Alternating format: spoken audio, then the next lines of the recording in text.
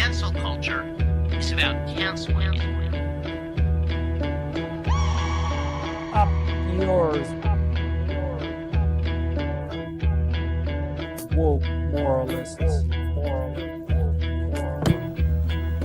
Up yours. Systematic bullying that's happening. And they believe that they did that. Cocaína.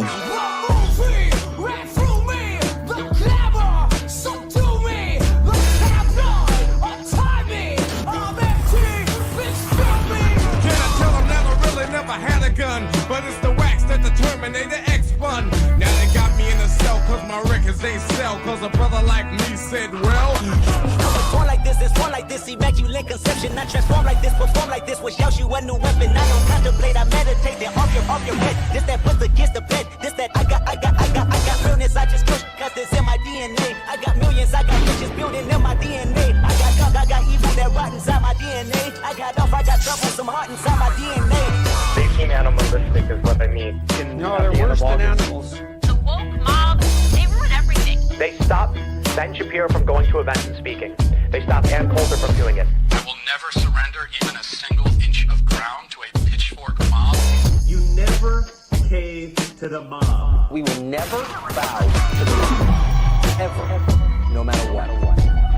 Do you see the final expression of cancel culture in terrorist groups like We'll see who cancels who. They want you to comply. Hello. Hey, we're back. Hi, friends. Oh, yeah, How's we were gone everybody last week. We were gone last week, yeah. And I don't think any of us told anyone. I thought about tweeting no show this week, but I forgot. And then by the time I remembered, I'm like, eh. I told my live show that I was doing that there was not going to be a Leftist Mafia. So, Okay. Yeah. See, that's why you've got to watch the Surfs TV, friends, because he's the only one who fills you in. We're just piecing the fuck out, and nobody knows unless you're watching Lance. How's everyone doing? How was your week? How's the world? There's so much news this here. week that like Yeah. a lot of like mini stories that I want to cover. Like I make notes throughout the week of like stuff that I might do a video on, and I have like 10 things that I like could be doing videos on, and it's so much that it's like handicapped. Like I don't want to do anything today. Like Yeah. there's so much that I didn't even do anything today. It was like this. It has the opposite effect of what it should have. It's paralyzing for me too, David. It's hard because what I've been doing is like I have like a little Google Doc file of all the potential stories I want to cover, and I've been putting them in like certain categories, and then I'll just take the category and turn it into one big video. Like today, there was just like a bunch of things that Republicans were doing that's been pissing me off. So I'm like, I'll do a video on how much I hate the Republicans. I'll do that sometimes too. Where I'll find a bunch of stories. Each thing can be its own story, but there's just too much, and you want to cover it all. It's crazy. Like just going through my headlines here. Trump considered pardoning Ghislaine Maxwell. Alberta bans puberty education for ages 10 to 14. Normie podcast hammers AIPAC bought Democrats. That's a good one. Rubio's insane attack on UN human rights leader. Mark Carney video that I've been putting together for a week, like grabbing links and stuff. Republican clowns blame Canada for wildfire smoke. I covered that one. IDF hides their faces in new photos. Like there's Epstein, they think we're dumb. I didn't do an Epstein video just because it's like by the time I actually was like ready to do one, it was like 4 days late. I'm like, all right, what's the point? I was gonna say since we never interesting how David Dole out of all those topics chose not to do one on the Epstein story. Interesting. What are you trying to say or not say, David? What are you trying to? There's nothing to talk about. Trump's not a pedophile. Case closed. There is no list. What are you even saying? The list doesn't exist. What were you saying, Lance? I was going to say we never talk about Canada topics, and the Alberta story is actually one that like is easy to talk about even if you don't know anything about Alberta, because the same thing that basically Ron DeSantis did just happened in Alberta. They did a mass book banning in all the schools of LGBTQ plus books, but they said that they were doing it to kind of like stop children from being sexualized, which is just like that pattern that you see in every place that does this. But as usual, the funny thing is they never banned the Bible, and it was like, of course, that's because like rape, incest, slavery, genocide. Like you name it, it's in the Bible. You know, like, there's a lot of shit in the Bible. Well, when they inevitably do use the when activists do like malicious compliance and they inevitably get the Bible banned, assuming they don't carve out an exception, it'll be very funny to cover their reaction, because that's what I did when the Bible was banned in Utah, and I think a different state as well. There was a massive shitstorm, and it was genuinely hilarious. The guy who wrote the law had to come out and denounce his own law because the Bible was banned because of his law. It was so good. Look, they got to be careful what they wish for. So be on the lookout for that, because if it happens, the Bible will be banned most likely, depending on how they write it. Is that still in law in Utah? No, they did end up making an exception for it. Last I checked, though, there was the Book of Mormon in Utah that was on the chopping block. I don't know whatever happened with that. I never saw follow up from the news sites, or never like followed through. But different holy books were kind of just making the rounds, because activists were like, oh, okay, well, if you're going to ban things based on sexualization, then here's the Bible. Here's this chapter, this verse, this, that. It's a lot. Is the Book of Mormon spicy? Oh, look I who's think here. so. Hi, Ariana, Hello. how have you been? Can you hear me? We can. You're not, it's a little bit it's definitely not. It's definitely not coming through that mic. It's coming through something else. Okay, I have to fix Yeah, it's my not that mic. then. So you guys can hear me, but it's not that good. It's not that. It's oh, like it's well, a different she- mic. Laptop or she your just- computer or something. She just bounced. So We have individual audio controls now, don't we? We do. It's under the people tab. Yeah, that's Don't you actually think very people- handy, because I'm Don't always silence louder me. than everybody. is that a new tab? The It's a new people tab. Yeah. A people tab. Where the hell's the people tab? We should give It the is- Oh, there it is. the opportunity Oh. to mute us. Like the Why am I so I low? power.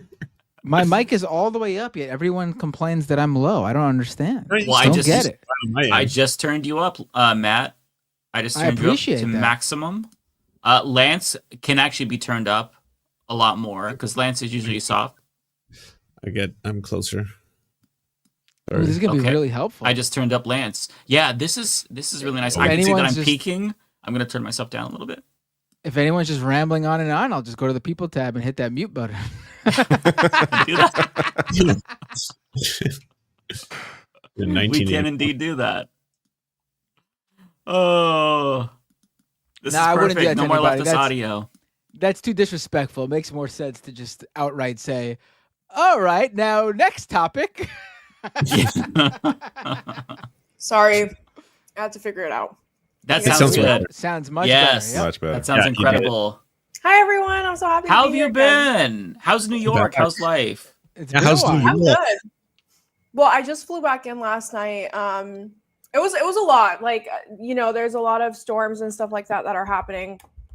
So my flight got delayed multiple times. Wait, what episode is this? Sorry, I have to stream this to my 1:30. 1:30. Mhm. Okay. Wow. You know that. There were a bunch As in of delays. 1,030. You've actually missed 900 some odd episodes, Yeah. Ariana. It's been a lot going Been down. gone for that long. Wait, when did Leftist Mafia start? 2022. 15 years ago. Yeah, was it right after the midterm election? It was after the midterms. Yeah, it was like Yeah. December of 2022. Yeah. Okay. Yeah, and Yeah, Rebecca will be so- here later too. So it's like we got the full crew. So this is a special episode. It's been so long since we've had the full crew. Yeah. Yeah. But yeah, so a lot happened. Well, I went to Miami and Cancun because I was like, yay, I'm going to take some time Nice. off and focus on myself. Then I got a call and it was like, hey, your dad's dying. And I was like, okay, cool. So I went back home and it was just like really rapid. Like his health just started declining. Like he went into liver failure, so from cancer. So it was That just comes more so just making sure he passes comfortably, which he did. He was really comfortable. That's He passed good. in his sleep. I made sure he was loaded up on oxy and, everything that he Yeah. needed to be loaded up on. But he lived a good life, died at 76. It's sad seeing him go through it, but like we knew it was coming. So it was more so like a conversation of when, not if. Yeah. So, because he had pancreatic cancer and there's really no cure for pancreatic cancer.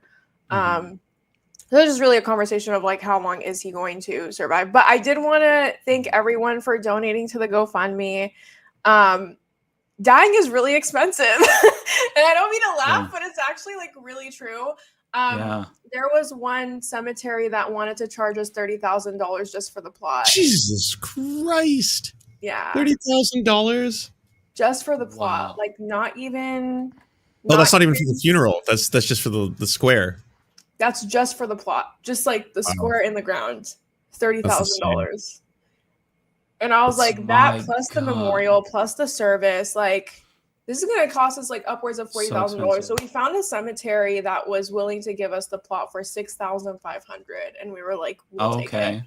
it. Yeah. It's better, at least. So housing under there- the there's ground is actually- expensive too, apparently. My God. There's That's actually insane. there was actually a story I read a long time, well, not a long time ago, maybe like a couple of years ago, about how like even the funeral industry is becoming monopolized by major corporations. Like there's this one company called Dignity that has bought up every like mom and pop funeral home across the country, and they are now like a funeral monopoly, like just monetizing death and making a ton of money off of it. You might have gone through a Dignity company without even realizing it when doing the services. I noticed all these funeral homes around my neighborhood over the years, suddenly they don't change their name, but they add a little logo next to it that says like a Dignity company or something like that. It's crazy. Dying is now big business. Capitalism is sick and twisted. Yes. What the That was my fuck? exact thoughts. Yeah. God, I guess my family got lucky in a sense because my dad was a veteran, so they allow you to bury them like on federal property. But my dad was like, he was cremated, so it wasn't like an issue. And we when my dad passed away, it was like at the start of COVID, so we ended up doing a Zoom funeral where I just made a video with like his children and grandchildren saying their wishes and stuff, and it was way more affordable than like an in-person one, which it sucks because like you should just be able to do what you need to do to grieve. Like funerals are for the family, but the fact that it's so commodified is actually really disgusting. Because it's not like to actually put on a service itself, like that shouldn't be very expensive. Like the cost of the venue should be the most, and like food if you want to do catering, but like the fact that it's thousands of dollars potentially, that is so sick and twisted in my mind. Yeah, it was wild. I didn't even know this was a thing. So I do think it was a more of a bigger conglomerate type of cemetery, but my father was a very simple man. So Yeah. we were like burying him somewhere where it's upwards about $40,000, everything combined. Like that's not really him. So we found a mom and pop Muslim cemetery, which was way more affordable, way more accessible. And so we gave him the Muslim burial, but it was just, I was like, yo, this is out of pocket. Like it's crazy. Cause it's not just the plot. So it's the plot, then it's the mortuary. Then if you're Christian, you do the embalming, which is a whole extra cost on its own. And then you do the viewing, which is also another extra cost. So it's really, really, really expensive to die.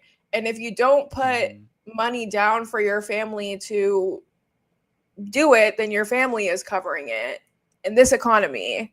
So it's just so many ways like America is fucked, and it just like really reinforced how much I don't like how this country operates. But Medicaid was cool though. Medicaid covered all the at-home nurses. Actually, speaking about Medicaid getting cut, so when my father had to go on hospice, we had nurses coming into the house on the hour. We had Uber for opioids and Xanax. So like basically we would just call them and say we need more, and the delivery driver would be at our house within 20 minutes. We had oxygen tanks, the bed, different aides that would come in and help us shower him and change him and stuff like that. And that was all funded by Medicaid and Medicare.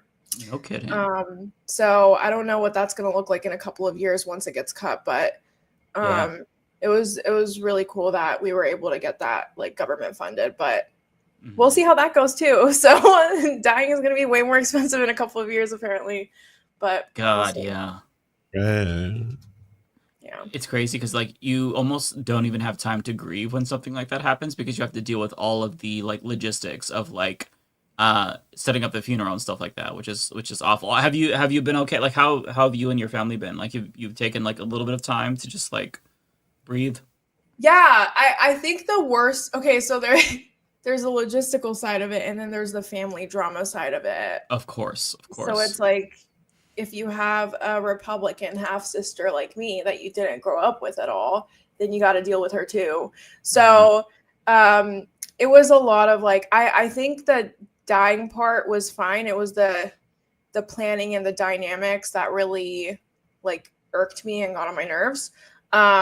So the only advice I do have is that, like, you know, just please make sure you have a will. I don't care if you don't have anything in your name, just have a fucking will. And at the very least, like, plan where you want to get buried or what you want to do, because it's going to make it a lot easier for everyone else dealing with it. And it's just things that people don't think about. But no, I'm okay. I'm fine. I moved to New York, so once I hopped on that plane, I mentally was able to separate, and I've been doing great since I've been here for the past like 12 hours. So yeah. But thanks for your donations, everyone. I appreciate it. Well, Ariana, it's great to have you back. So, thank you. I'm so happy to be here. I'll be here every week now, I promise. So I'm excited. Nice. You don't have to promise. You don't have to promise that. I mean, you know. Yeah, we don't take attendance. I'm promising myself because I need to hold myself accountable. Like if you don't show up like 2 weeks from now, we're going to be like, well, Ariana, remember just 3 weeks ago when you remember what she said? I'm speaking of your dad's funeral. Somebody will share a clip on Twitter. This shoe. Also, congrats on the baby, Matt. I know. Oh, thank you. Yeah, thank you. No, yeah. So it's been it's a month now. So she's now 1 month old. And on top of that, my oldest, my son, just had his 10th birthday. So 10, he's 10 years old now. And it was sort of a big monumental milestone for me as well, because I've been doing this for a decade now.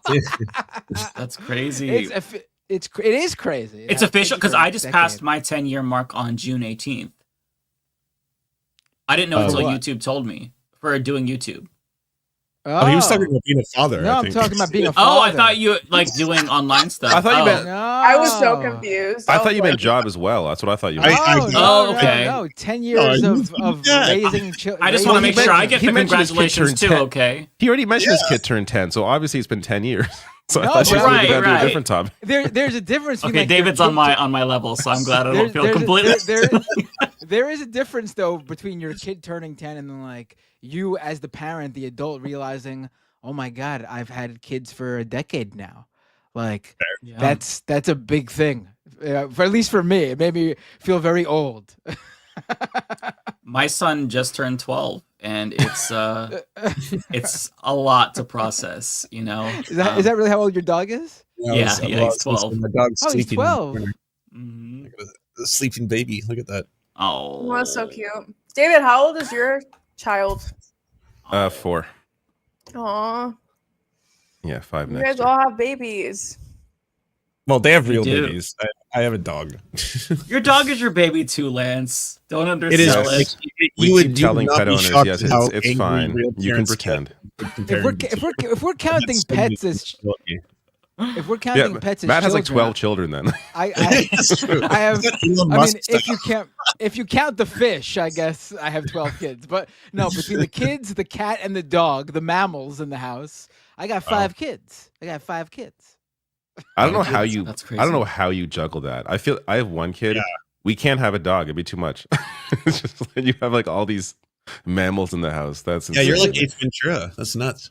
The I don't dog have is the honestly energy having the level for hardest. it. The Not dog's possible. honestly having the hardest time. He's having a very difficult time with the baby. Oh. He can't control himself around the kid in a good way. Like he's not. He just wants to lick her nonstop to the point where like he starts to make her upset.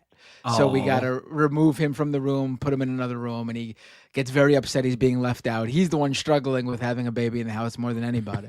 That's so precious. Your dog's name is Terry, right?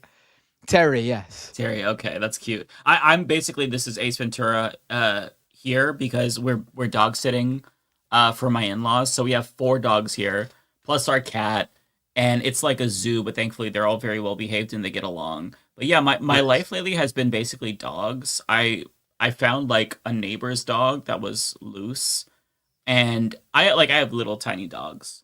And this was a big dog. This was a I think it was like a golden retriever mixed with something. So big dog, really sweet. So like when I finally figured out like who it belongs to, I walked her home, and this was all just like kind of, I was like, it was a quick thing. This dog took the fattest shit I've ever seen in my entire life in somebody's yard, and I did not have any doggy bags with me. What? I didn't, because I just kind of like, it was a little bit of a stressful situation, like trying to figure out whose dog this was. Oh, okay. So yeah, I just left. I'm like, okay, let's take you home. And I swear to God, I have never seen as somebody with little dogs, this was traumatizing to me. So after I took the dog home, I had to walk all the way back home and get a doggy bag. I go there, and that one doggy bag is not enough. I'm like, are you fucking kidding me? So I have to walk all the way home. How large What? is this dog? How big? How Well, small it are your was like- bags? It was the really cheap, shitty bags from Walmart. They were like $2. So they're it's not that they're small, it's that they were really cheap and they tore easily. So it took 3 bags to clean up this shit. And it was like a fucking like diarrhea. It was so gross. And what's crazy is I almost vomited in their yard. I kid you not. So like these people are probably sitting there like, what the fuck is this guy doing? And then they see me dry heaving, and then I'm coming back to pick it up. So yeah, it's my life is very dog oriented right now, but it's it's great. Dogs are not nasty, just So they're how like many humans. dogs? So how many dogs do you have in your house right now? I have 4 in my house right now. And how That's many- insane. They're That's all a lot. your. There's one that you just said you found, right, or something like that. No, Or I took that one back. misunderstood? So 2 dogs are mine, okay. 2 are my in-laws. So we're babysitting right now because my okay. mother-in-law just had surgery. So we've got their dogs, and yeah, they all get along. So it's not like they're all little dogs. So it's not super like ridiculous, and they play really well together, and they're all very well trained and stuff. But it's just it's a lot. It's funny when they all play together. It's like a fucking like a It's like a stampede little party. Yeah, it's funny as hell. Honestly, Yeah. I find little dogs to be much more difficult than big dogs. They act like little babies their whole lives. We used to have little Yeah. dogs. We had them for a very long time. They lived very long. And it was just like having children in the house before we even had children, because they needed to constantly be treated like children, like help with Yeah. especially as they got older when they're senior dogs. I felt like the smaller dogs struggled as seniors more than the bigger dogs I've had earlier in my life when they became seniors.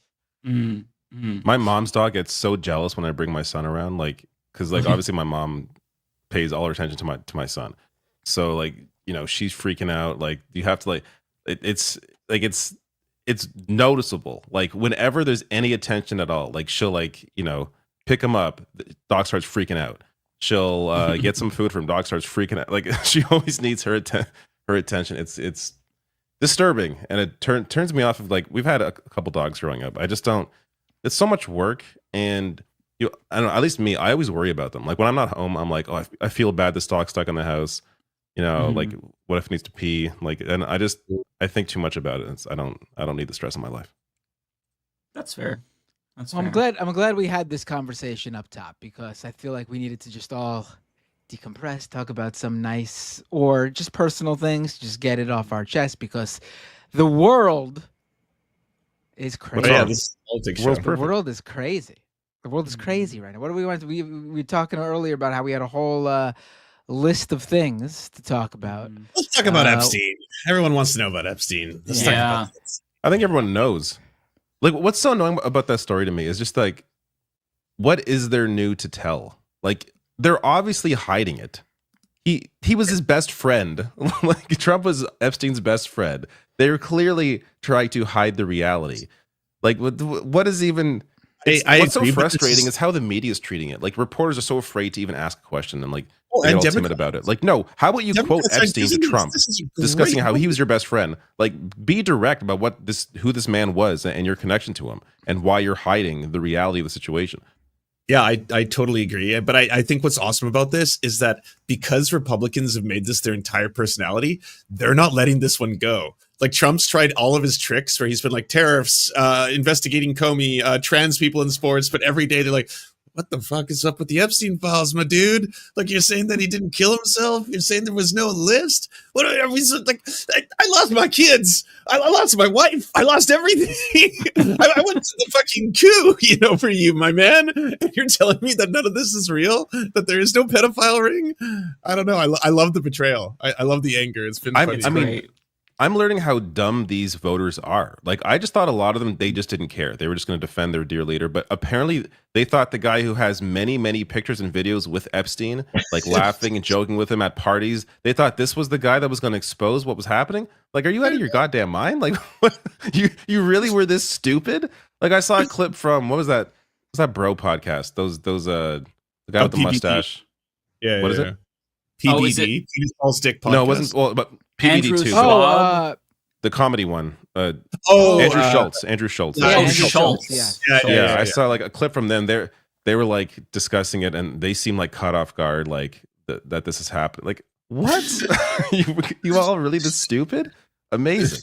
It's They amazing. are, honestly. These guys are like they really, I don't know what planet they lived on, where they thought like Trump was somehow a different guy all of a sudden than everyone else knew him to be in 2024. Like these guys who became MAGA guys, like after the pandemic, very weird people. Like, did you miss the whole first half of the?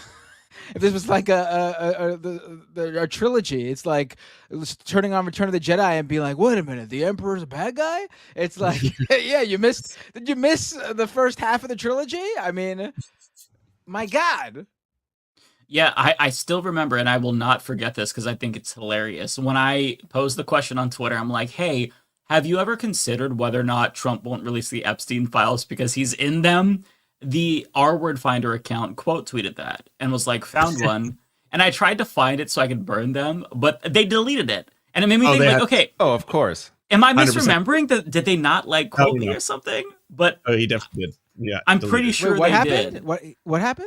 The R-Word Finder account basically said that I was R-worded for daring to imply that Trump wouldn't release the Epstein files because he was implicated in them. Like, he's been on the flight logs at least 7 times that we know of.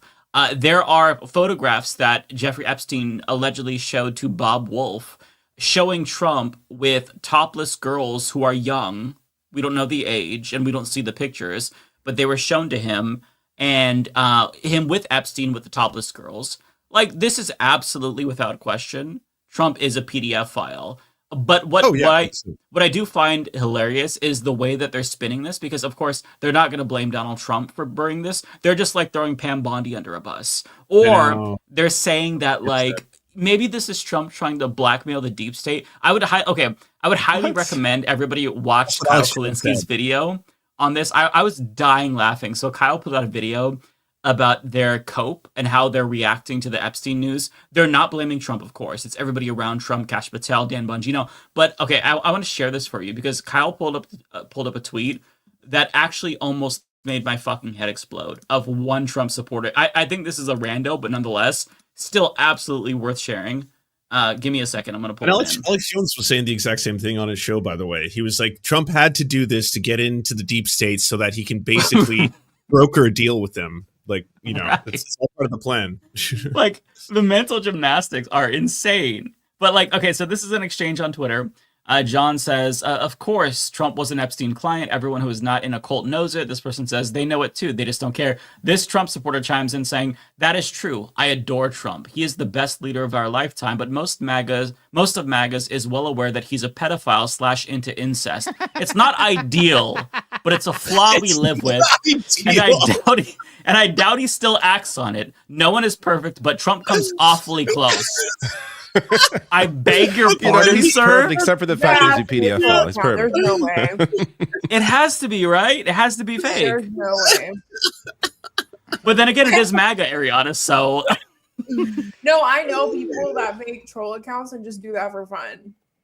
Like, really? Like Trump did? There's just no way. I refuse to believe it. Like, there's just way. I genuinely believe it. I think that's a real person, and I won't lie. I guarantee you that there's at least some Trump supporters who are like, maybe it's not that big of a deal. Like, they are trying to swallow that pill they right went now. to veto. Oh yeah, a lot of them. They're just like, I mean, how many could it have been? I mean, the one that I had heard, the one that I Actually, had he's more of a philophile, technically. Yeah. Like I love that one. What is it? He's more of a so what?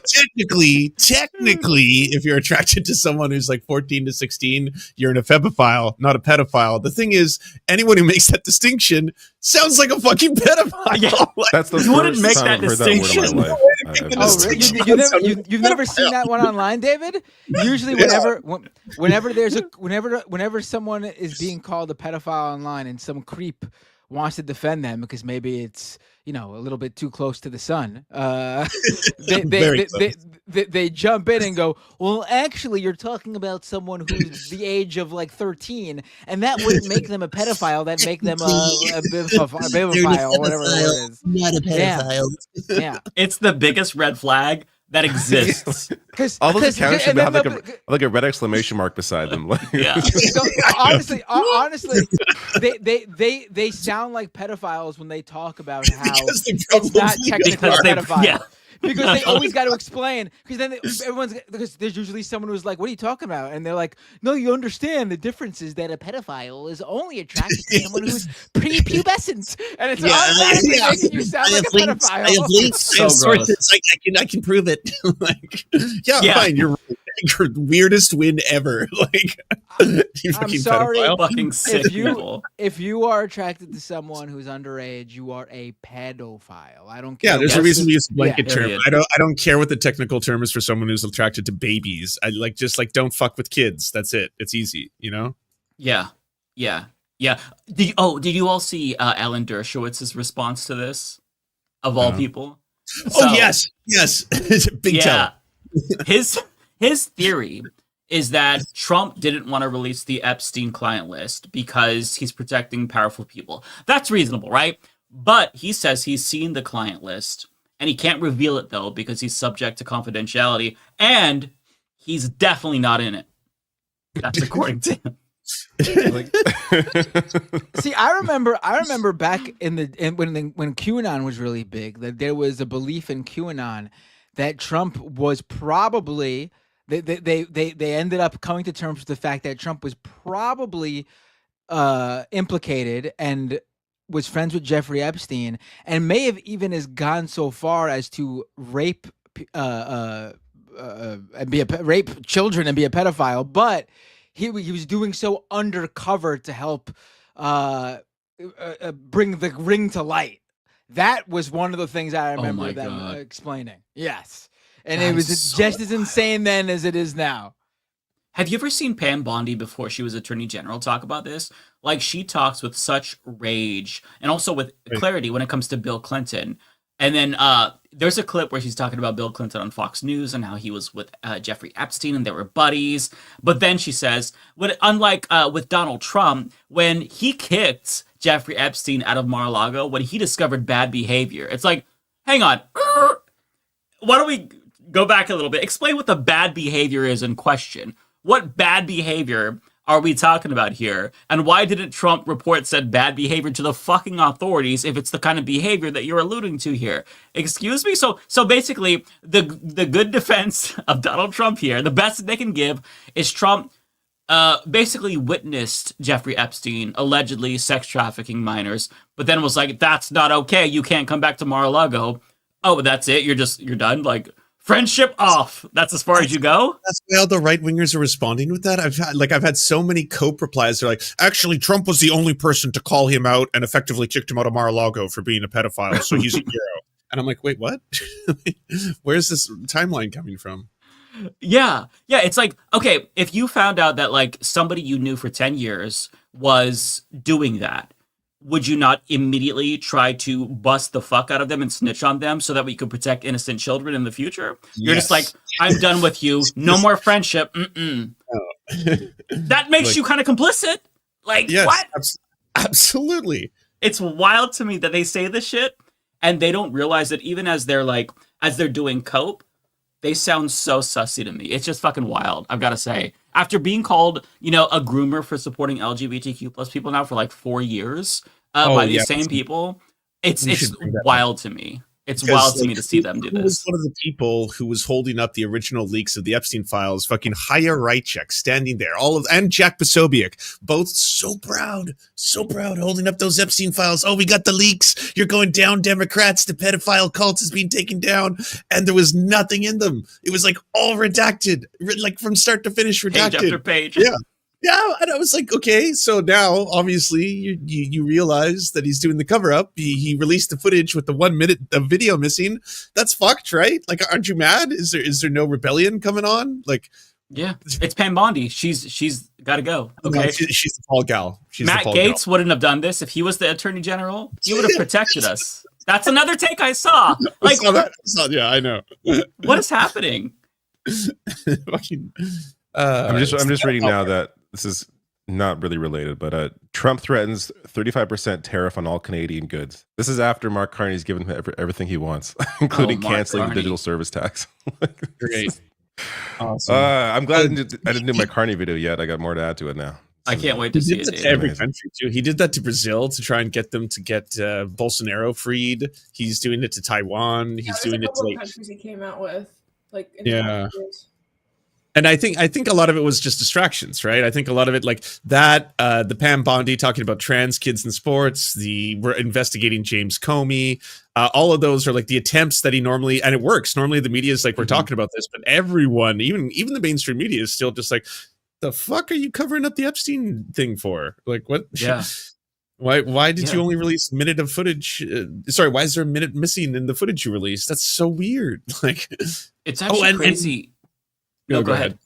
Well, I was just going to say the other thing is Trump getting mad. He actually got visibly like. I as soon as I saw it, I was like, "Oh, he did that shit." Like, you don't get mad like that unless you did that shit. Where he's like, "Why are we talking about this? Why are we talking about Epstein?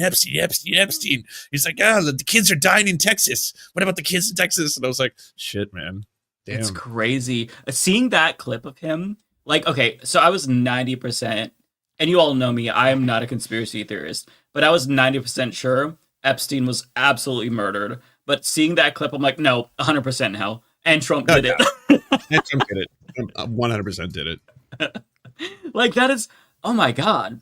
Like, all the tells of him being guilty are just there. And it's crazy. Like, the rabbit hole with Trump and Epstein goes so deep, and I don't mean this in like a conspiratorial sense. A couple of months before the last election, there was this article, I can't remember who published it.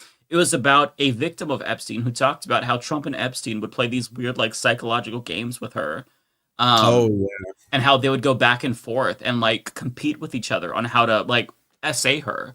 It was insane. Like, there's so much. It is wild to me that there are people in this country really that are using this moment, right? Like, the Democrats are crushing it. They're jumping all over this in the same way the Republicans would. Because, goddamn, imagine if Joe Biden randomly was like, Epstein killed himself, there was no list, and it's over. Don't talk about it anymore. Like, imagine what would happen the next day. Like, no, the second of, right? Like, Jesus, that would be hell. Like, they would do another January 6th on the spot, like, just immediately. Be like, mobilize.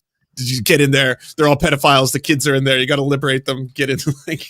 And they're mostly silent, I guess. I don't know if that's because of Bill Clinton being all over them or other Democrats being all over them or what it is.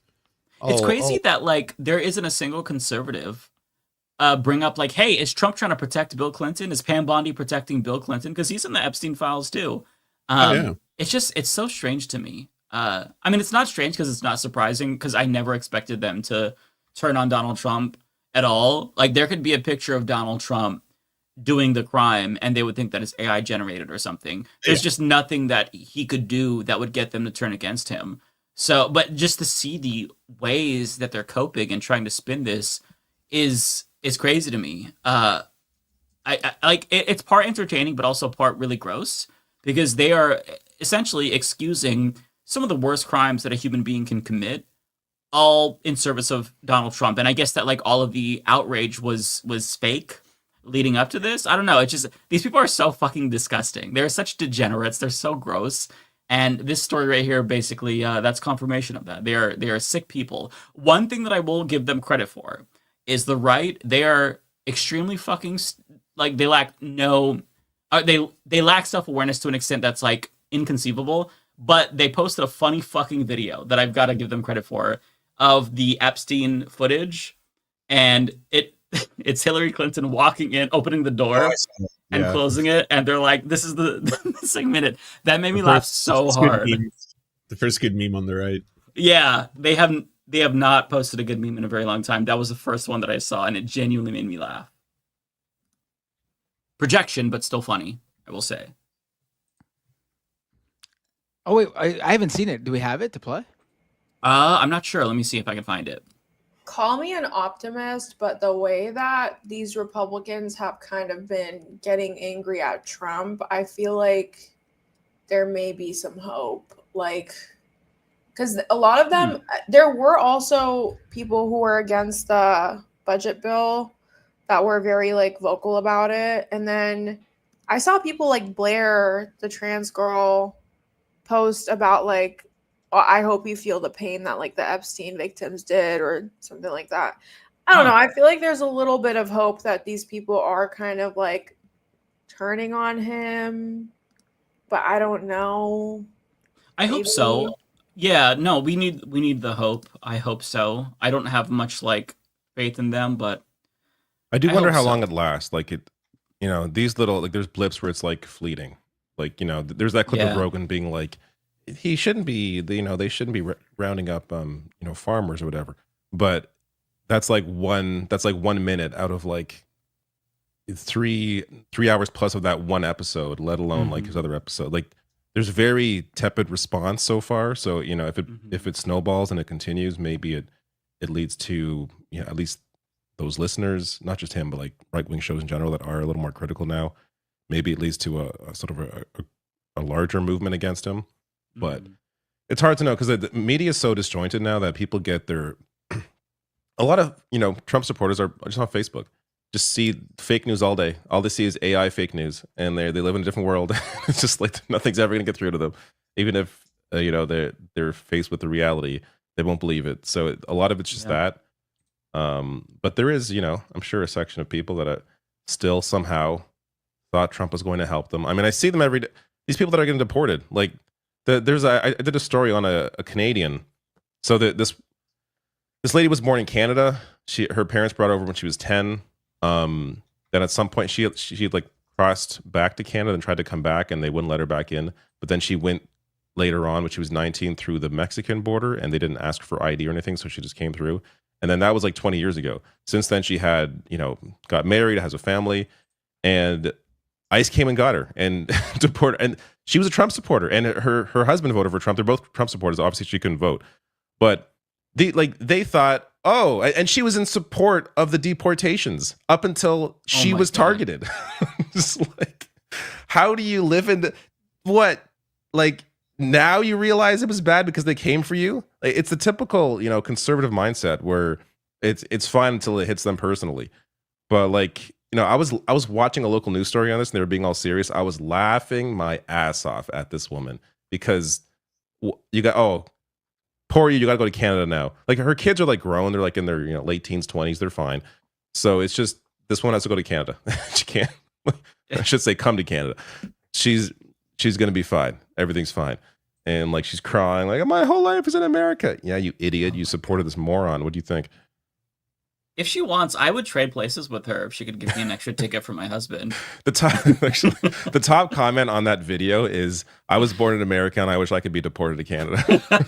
Yeah. It's just these people who didn't think that they would be caught in it. Crazy shit. They're just mindless. I do have the Hillary Clinton video. Let's take a look. Oh, I saw this. This made me laugh so hard. That's like all it is, just like her leaving. It's so stupid. Why is she shaped like that too? That's not how she looks. I don't know. I don't know if this is. Sounds like a Pixar character. Maybe it's AI. I think it is AI. Yeah, that's probably why it's like a Pixar character. It's not her, so it's obviously AI. AI loves making the classic Pixar character look. Oh, this is absolutely hilarious. It's not as funny to me now because I laughed like hysterically for like 10 minutes at it, but it was amazing. I've got a really good compilation of all the Kash Patel and other people saying one thing. Gotta watch that. Yeah, let's see it. It's basically a compilation of every single one, and then CoffeeZilla put it together, and it's just every hypocritical story change all put in one video. It's in the chat. Here, I can share it. Okay. Following content may contain topics related to suicide or self-harm. Okay, that's what I got a warning on YouTube. Well, I mean, they do talk about Epstein killing himself. That is, it's not. Are we gonna watch all 9 minutes? Or YouTube is trying to say It's that 9 minutes Epstein long. killed himself. Oh, I guess that's why. Yeah, I didn't even connect the dots. Why would it do that warning? But I mean, okay, I guess it's 9 minutes, but we can start. We don't have to watch the whole thing, but it's a good like collection of all of their statements on one end being like, we are day one releasing the Epstein files, and then the 180 that happened.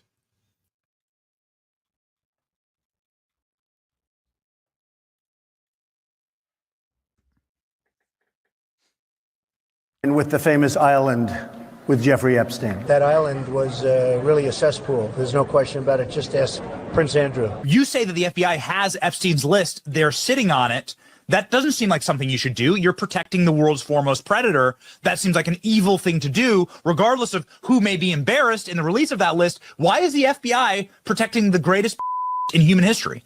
Simple, because of who's on that list. Who killed Jeffrey Epstein? This doesn't look right. It doesn't look like a suicide. You know, Epstein's an intelligence asset for people in the Middle East, right? I'm like, no, I didn't know that. I'm like, you sure of that? The person, let's say, is like, I'm absolutely sure of that. His plane and that island, the cameras, there's a big assumption out there that these videotapes were exclusively in the custody of Epstein. That's a huge mistake. The reason they wanted this story to go away is because there's an assumption like, oh yeah, Epstein had him. No, he wasn't the only one who had him, according to this source. These assets, that's why this blackmail story makes so much sense. There are a lot of people. Wait, before we go on, where's Tim Pool on this? Because that was on Tim Pool's show. Right. Tim Pool has actually he's remained consistent. He's talking about how fucked up this is, and that the Epstein files aren't coming out now. He hasn't but also switched like a lot of other people. But also, I think Dan Bongino should reach out to that source now and ask him for the location of the tapes, because clearly Dan Bongino had a source, which you got to assume has to be within government, unless Dan Bongino's source is one of the guys that Epstein was trafficking kids to. Maybe Dan Bongino should come out and share who this source was. The source is either within government and knows where these tapes are, because that's what the source was saying, or Dan Bongino should uncover the source because the source was involved in the illegal activity. I would love to pursue this with Dan Bongino. Somebody should sue the Trump administration, because I would love to see what discovery looks like. Who are knee deep in the Washington swamp, who are not telling you the truth about serious allegations out there that Epstein may have had video and audio of people out there doing things they shouldn't have been doing. And you should be asking yourself the question, how is it that all these people, the CIA director, the Obama fixer, Bill Clinton, all intersected paths with Jeffrey Epstein? Jeffrey Epstein isn't with us anymore, and nobody seems to want to talk about it. Would you declassify the 9/11 files? Yeah. Would you declassify JFK files? Yeah. Would you declassify the Epstein files? Yeah, I would. All right. I guess I would. I think that less so because, you don't know. You don't want to affect people's lives if it's phony stuff in there, because there's a lot of phony stuff with that whole world. What's amazing about this clip is, so Jon Stewart did a video on this on Monday, and when Fox News first aired that, they cut out this part. Yeah, they took it out. They cut out the whole long answer. It was just like, oh yeah, I guess, and then they moved on to the next question. It's so obvious. It's so obvious that he's obviously in them. His best friend. It is absolutely incredible, his response. It's like, will you declassify the JFK files? Absolutely. I'm going to tell you all that Ted Cruz's dad killed JFK. Will you declassify? Will you declassify? I don't know. Roswell. Yep. There's aliens. I'll show you all. Will you declassify? What? He goes down the list, right? And then the Epstein stuff. He backtracks. It's incredible. Less so. Maybe less so. Yeah, I didn't go to the island, but I think I would, or at least. Do you think that would restore trust? help restore trust? Yeah, I don't know about Epstein so much as I do the others. Certainly about the way he died. It would be interesting to find out what happened there, because that was a weird situation, and the cameras didn't happen to be working, et cetera, et cetera. I want to talk to you about the Epstein He's in a case. I federal have prison. worked on this for years, trying to get those records of who flew on Epstein's plane and who helped him build this international human trafficking ring. Absolutely, Senator. Child trafficking has no place in the United States of America, and I will do everything, if confirmed as FBI director, to make sure the American public knows the full weight of what happened in the past. Release the list. Seriously, press we need pause to for one release the second. Epstein list. Pause it. What a weird way to say to classify child sex trafficking as belonging nowhere in the United States. I would say it shouldn't exist, Right. period. We should. What a weird thing to say. Listen, if I want to fly over, like, what is Cash Patel saying? Like, I want to fly over to some other third world country and I want to, take advantage of the laws there and what I can do there. And that's different than being able to do it in America, right? Here weird. we I'm have sorry. laws. Like, I'm against child sex trafficking, period, in general, in the United States or anywhere in the world. So brave. But that's just me. Maybe in my kooky world, my kooky fantasy land. That is an important thing. The DOJ may be releasing the list of Jeffrey Epstein's clients. Will that really happen? It's on my sitting desk. on my desk right now to review. A lot of people are wondering, because you said last week that you have the Epstein files on your desk, when can we see them and what's taking so long to release them? I do. Jesse, there are well over, this will make you sick, 200 victims. 200. Okay. So we have well over 250 actually. So we pause. have Press to pause, make press sure pause, that their Press identity. pause. Did you see Ken get the scene? Jeffrey Epstein was able to sex traffic 250 alleged victims to nobody. Isn't this incredible, folks? Right. 250 victims. It's over over 1,000. Over 1,000. And to Klippenstein nobody, though. revealed. 'Cause They there's knew no- it's over 1,000. Yeah. Yeah, but there's no clients. There's no clients. Oh yeah, Case that's the best part. closed. He was that Jailed prolific. for no reason at all. Yeah, Ghislaine is rotting because she for sex nothing. trafficked to nobody. Nobody. Never existed. I'm sorry. Wait, what's the theory that everyone was traveling to the island for the view, to swim? Like that's what the flight. Like, why the fuck was everyone going there then? Like, that's the point. I'm like, how are you buying this? They're having Halo LAN parties or something. It Oh, wasn't any more, serious than that. I guess they want us to think. He is protected. Other than that, I think tomorrow, Jesse, breaking news right now, you're going to see some Epstein information being released. There are tens of thousands of videos of Epstein with children or child. What kind? Are we going to see who was on the flights? Are we going to see any evidence from what he recorded? Because he had all of his homes wired with recording devices. Yeah, what you're going to see, hopefully tomorrow, is a lot of flight logs, a lot of names, a lot of information, but it's pretty sick what that man did. Okay, well, we'll along look for with his that. co-defendant. Absolutely, and he had help. That's for He sure. sure did. But in this case, in Epstein's case, it is incredibly disturbing. We have flight logs, we have information, names that will come out. Is it going to be shocking? I don't see how it's not shocking that there were so many individuals that were hidden and kept secret and not been held accountable. Flight logs tied to accused trafficker Jeffrey Epstein have been released to some conservative political commentators. They walked out of the White House holding binders labeled the Epstein files. There was an expectation that this was going to be bigger. You had the same expectation. We all did. And the FBI handed over a couple hundred pages of documents. But, Sean, I gave them a deadline of Friday at 8 a.m. to get us everything. And a source had told me where the documents were being kept. Southern District of New York, shock. So we got them all by, hopefully all of them, Friday at 8 a.m., thousands of pages of documents. I have the FBI going through them, and Cash is also, now that we have Cash here, it's a game changer, of course. And, we're going to go through it as fast as we can, but go through it very cautiously to protect all the victims of Epstein. Now, is that the only thing that would be redacted? Will So I just remembered something because Pam Bondi was wearing a cross, so I was reminded of this. People were pointing out that Carolyn Levitt, the White House press secretary, did not wear her cross that she usually wears. Time. Yeah, for the first time when she was talking about the Epstein files because she didn't want to lie while having that religious symbol on. Presumably, she didn't want to lie. Now, maybe it's a coincidence. I think it's a little bit suspicious. So I think we're entitled to some Alex Jones. Come on. I think so. Right? Like I think we're at some point this stuff has to come out. Like they all know. They all know.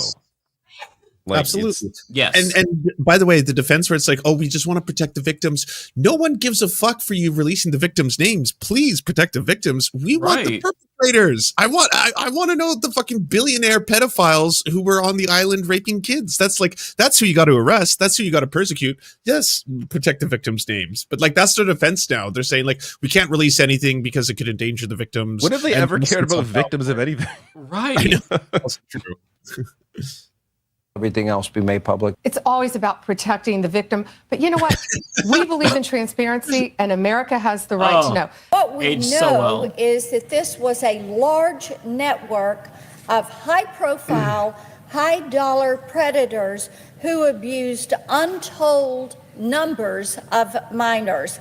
Only one person has been prosecuted for these crimes, and that is Ghislaine Maxwell. If there was a video of some guy or gal committing felonies on an island and I'm in charge, don't you think you'd see it?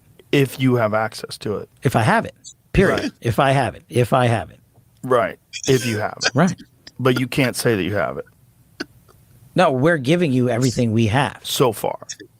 Everything we have so far is have you guys gone over all the video that's available? Yeah, that's what I'm telling you. That's what takes so much damn time. Did Jeffrey Epstein himself or did somebody kill him?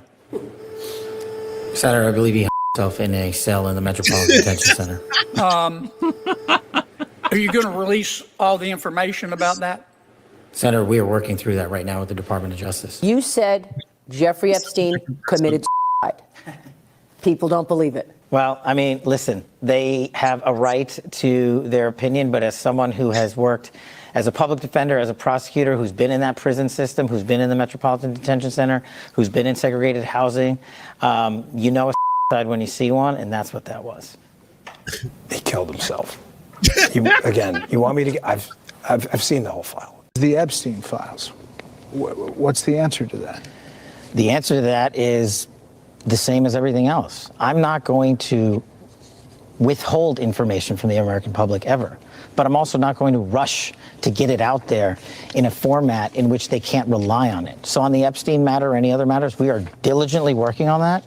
And it takes time to go through years of investigations, years of political maneuvering, and years of cover-up to get the American people what they deserve. And that's what I'm going to give them. And you're going to get the video of the cell. And you're going to see for yourself. We do have video. It's not the greatest video in the world. I don't want to set expectations on fire. However, the video does show in that specific block that he goes in, made a phone call. You'll see 12 hours of guards going to basically check on him, come back. You'll see no one really comes out in that bay, in that area, than him. There's no one in there. When you combine that with the other evidence where we will be releasing in the coming weeks, we're still finalizing some of the products. I think it's pretty clear. Overnight, the FBI and Justice Department releasing 11 hours of footage they say helps confirm notorious financier Jeffrey Epstein died by suicide in his Manhattan jail cell in 2019. But perhaps the biggest bombshell, investigators say they found no... Press pause. This is that that Conan O'Brien podcast thing. The notorious financier Jeffrey Epstein. Is that really what we're going by with Jeffrey Epstein now?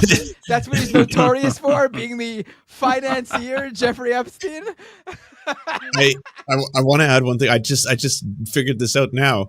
And if we're allowed to have a little Alex Jonesing, could it be that Donald Trump personally selected two of the most vocal Epstein fucking conspiracy theorists on the right to be in these positions who could then my come God. forward and both be like, yeah, I know I spent my entire career. It's the biggest part of my persona. It's what everyone knows about me for.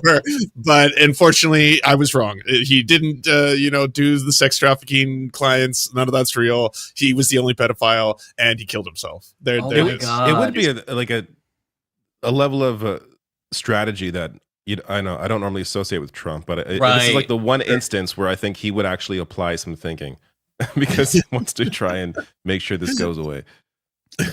Incriminating client list of Epstein's, no credible evidence that Epstein blackmailed prominent individuals, and no evidence that could predicate an investigation against uncharged third parties. Alex Costa, he allegedly said that he did work for an intelligence agency. So could you resolve whether or not he did? And also, could you say why there was a minute missing from the jailhouse tape on the night of the set? Yeah, sure. If I Could I just interrupt for 1 second?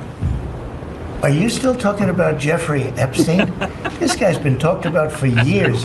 You're asking, we have Texas, we have this, we have all of the things. And are people still talking about this guy, this creep? That is my bestie. Unbelievable. Do you want to waste the time, and do you feel like answering? I don't mind answering. I mean, I can't believe you're asking a question on Epstein at a time like this where we're having some of the greatest success and also tragedy with what happened in Texas. It just seems... I have never seen him so animated over a question. Like I know. Whenever he gets this angry, it's because the reporter's hitting on something that is getting to him. It's obvious. Otherwise, why would he care? Why would he care about this question? We've seen him lie before. For example, RBG with the whole "What, you're telling me this for the very first time?" We've seen what he does. We've seen his reaction before. This is definitely not the reaction of a man who's just trying to be suave. This is the reaction of a guy who, without a doubt, wants this to go away. Without he doesn't want to even entertain this anymore. Yeah. Well, we got through all 9 minutes. Look at that. Also, isn't that an insane? It honestly didn't feel like 9 minutes. You know what they say? No. I guess No, it didn't. Time flies when you're having fun. Yeah. But I gotta say, that was incredible at the end too, where you really want to talk about this while we're celebrating our biggest successes and also biggest tragedies. Let's put it this way too. It's incredible he wants to talk about Texas, which the federal government, his Trump administration, is partially responsible for due to their cuts to the weather. What is it? NOAA, I believe. Right. He'd rather talk about that though than Epstein. Could we just get back to the fact that my administration killed those 20 little girls? I don't want to talk about Epstein anymore. I mean, that's amazing that he's wanting to talk about that shit. Also, it's amazing no one is covering it that way. Like, those poor kids did not die from a fucking tragedy. Like, I hate that everyone's covering it like that. There's no way that camp happens in that flooding area without multiple people being responsible for it at both a local, state, and federal level. Yeah. Yeah. Rebecca, Mafia, y'all. We have the full crew. I know it's Oh, crazy, hey. but you were spitting, Matt. You were just spitting. But yeah, Sorry, I had hey to. y'all. Yep. It's great that we're all here. The first time in, I think since a month. Yeah, at least it's a family reunion. Yeah, feels good. Is everybody all right? Yeah, I know a lot is going on in the world, but everybody just okay? I think so. We were having a lot of fun laughing at the fact that they're covering up the Epstein stuff on the right now, Yeah. and that's their mess forever. You got to own that for the rest of your lives. You're the pedophile party. Have fun. These guys I'm on the show with, they'd rather talk about the Epstein files than celebrate our big successes, like the six of us all being here together for the first time in a month. It is true. No, we haven't been here in a minute, but it's really good to see you guys. Hi, Ariana. How are you? Hi, I'm Keep good. them walking now. I was just listening to the men all make fun of Trump regarding the Epstein stuff, but I'm okay. Thanks for asking. I will say though, y'all, I feel like I didn't really react as much because I just don't think people like Epstein or Diddy ever get what they deserve, to be honest with you. Like, did we really I agree with expect, Diddy. Epstein's dead though, right? like, I mean, he's dead, but like, are the victims ever going to get what they deserve? I don't know. Maybe I'm pessimistic. I don't think so. I would have I mean, preferred him to probably stay the most- alive, but then get like prob- shanked in prison a bunch, but survive that and get shanked again. Maybe I'm Probably just the like most, a little bit sadistic. I don't know. The most well-known victim, Virginia Guffey, she just committed suicide herself. Yeah. So I mean, wait, I thought she. Hold on, I thought she got into a really bad car accident. And there was some weird stuff after around that, what she was saying, but then she after ended that, up. she Yeah. she ended up killing herself. And Prince Andrew, the perpetrator, is now allowed to travel again. The freeze on him traveling just got removed because the FBI is not investigating the Epstein files anymore. So they just announced Prince Andrew allowed to travel. Yeah. So there's a good example of rich, powerful men never face consequences for abusing people. If you have power and money. She also Yeah. had a husband and kids. Like, you know what I mean? I mean, I don't know. I think, first of all, I think that, goofy documentaries on YouTube gave more information than Trump ever did on Epstein. Yeah. But going beyond that, once all the Epstein stuff came out, I just knew no one was ever going to be held accountable, because we're talking about the most bourgeoisie 1% of not just America, but globally. We're talking about people who are immensely powerful, who were able to do this under wraps for so long. And so I think if anyone genuinely, MAGA or not, if you thought this was ever going to come in light to its fullest extent, or they were going to be held accountable in any shape or form, like, I think it's a bit naive, just because it's like, that's just not, I don't know. Maybe once we're all dead and the next president 100 years from now, if we're not all dying from climate change, comes up and says, you know what, we're going to release them now and everyone's dead and it's all, but other than that, I just don't I can't see think that that ever far happening. ahead. That's Yeah. Yeah, It there's does no suck, like justice. how we've watched for years before a lot of us became privy to all the things, like the files and all that. A lot of other people in power, especially in politics, just get bypass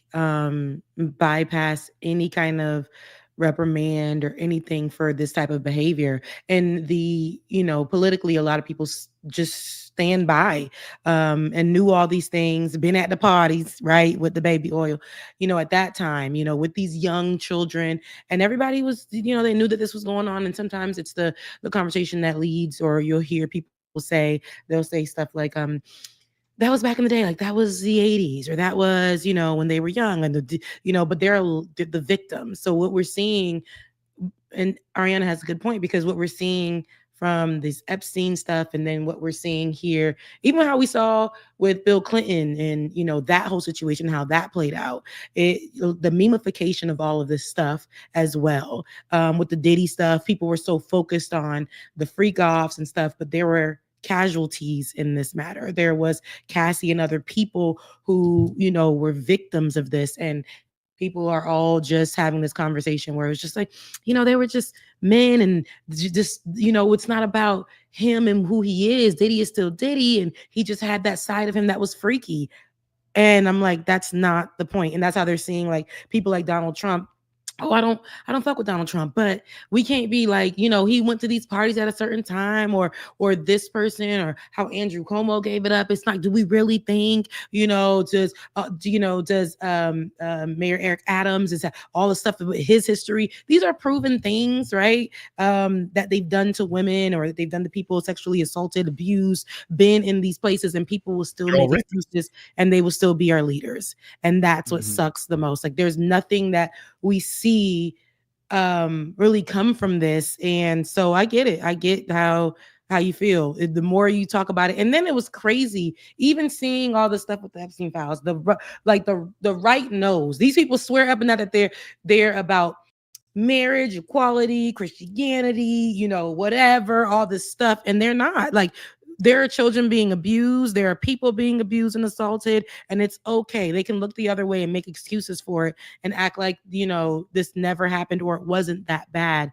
And we'll get over it tomorrow and move on to the next stupid thing. So it sucks. Yeah, it's demoralizing. It just is. There's not really anything that you can do nowadays. Like, for all this talk of cancel culture, sure, there's been instances of people getting canceled, but like, in terms of like powerful Cosby men, got back out. yeah, there's not a lot that powerful men can do that get them like canceled and removed from society.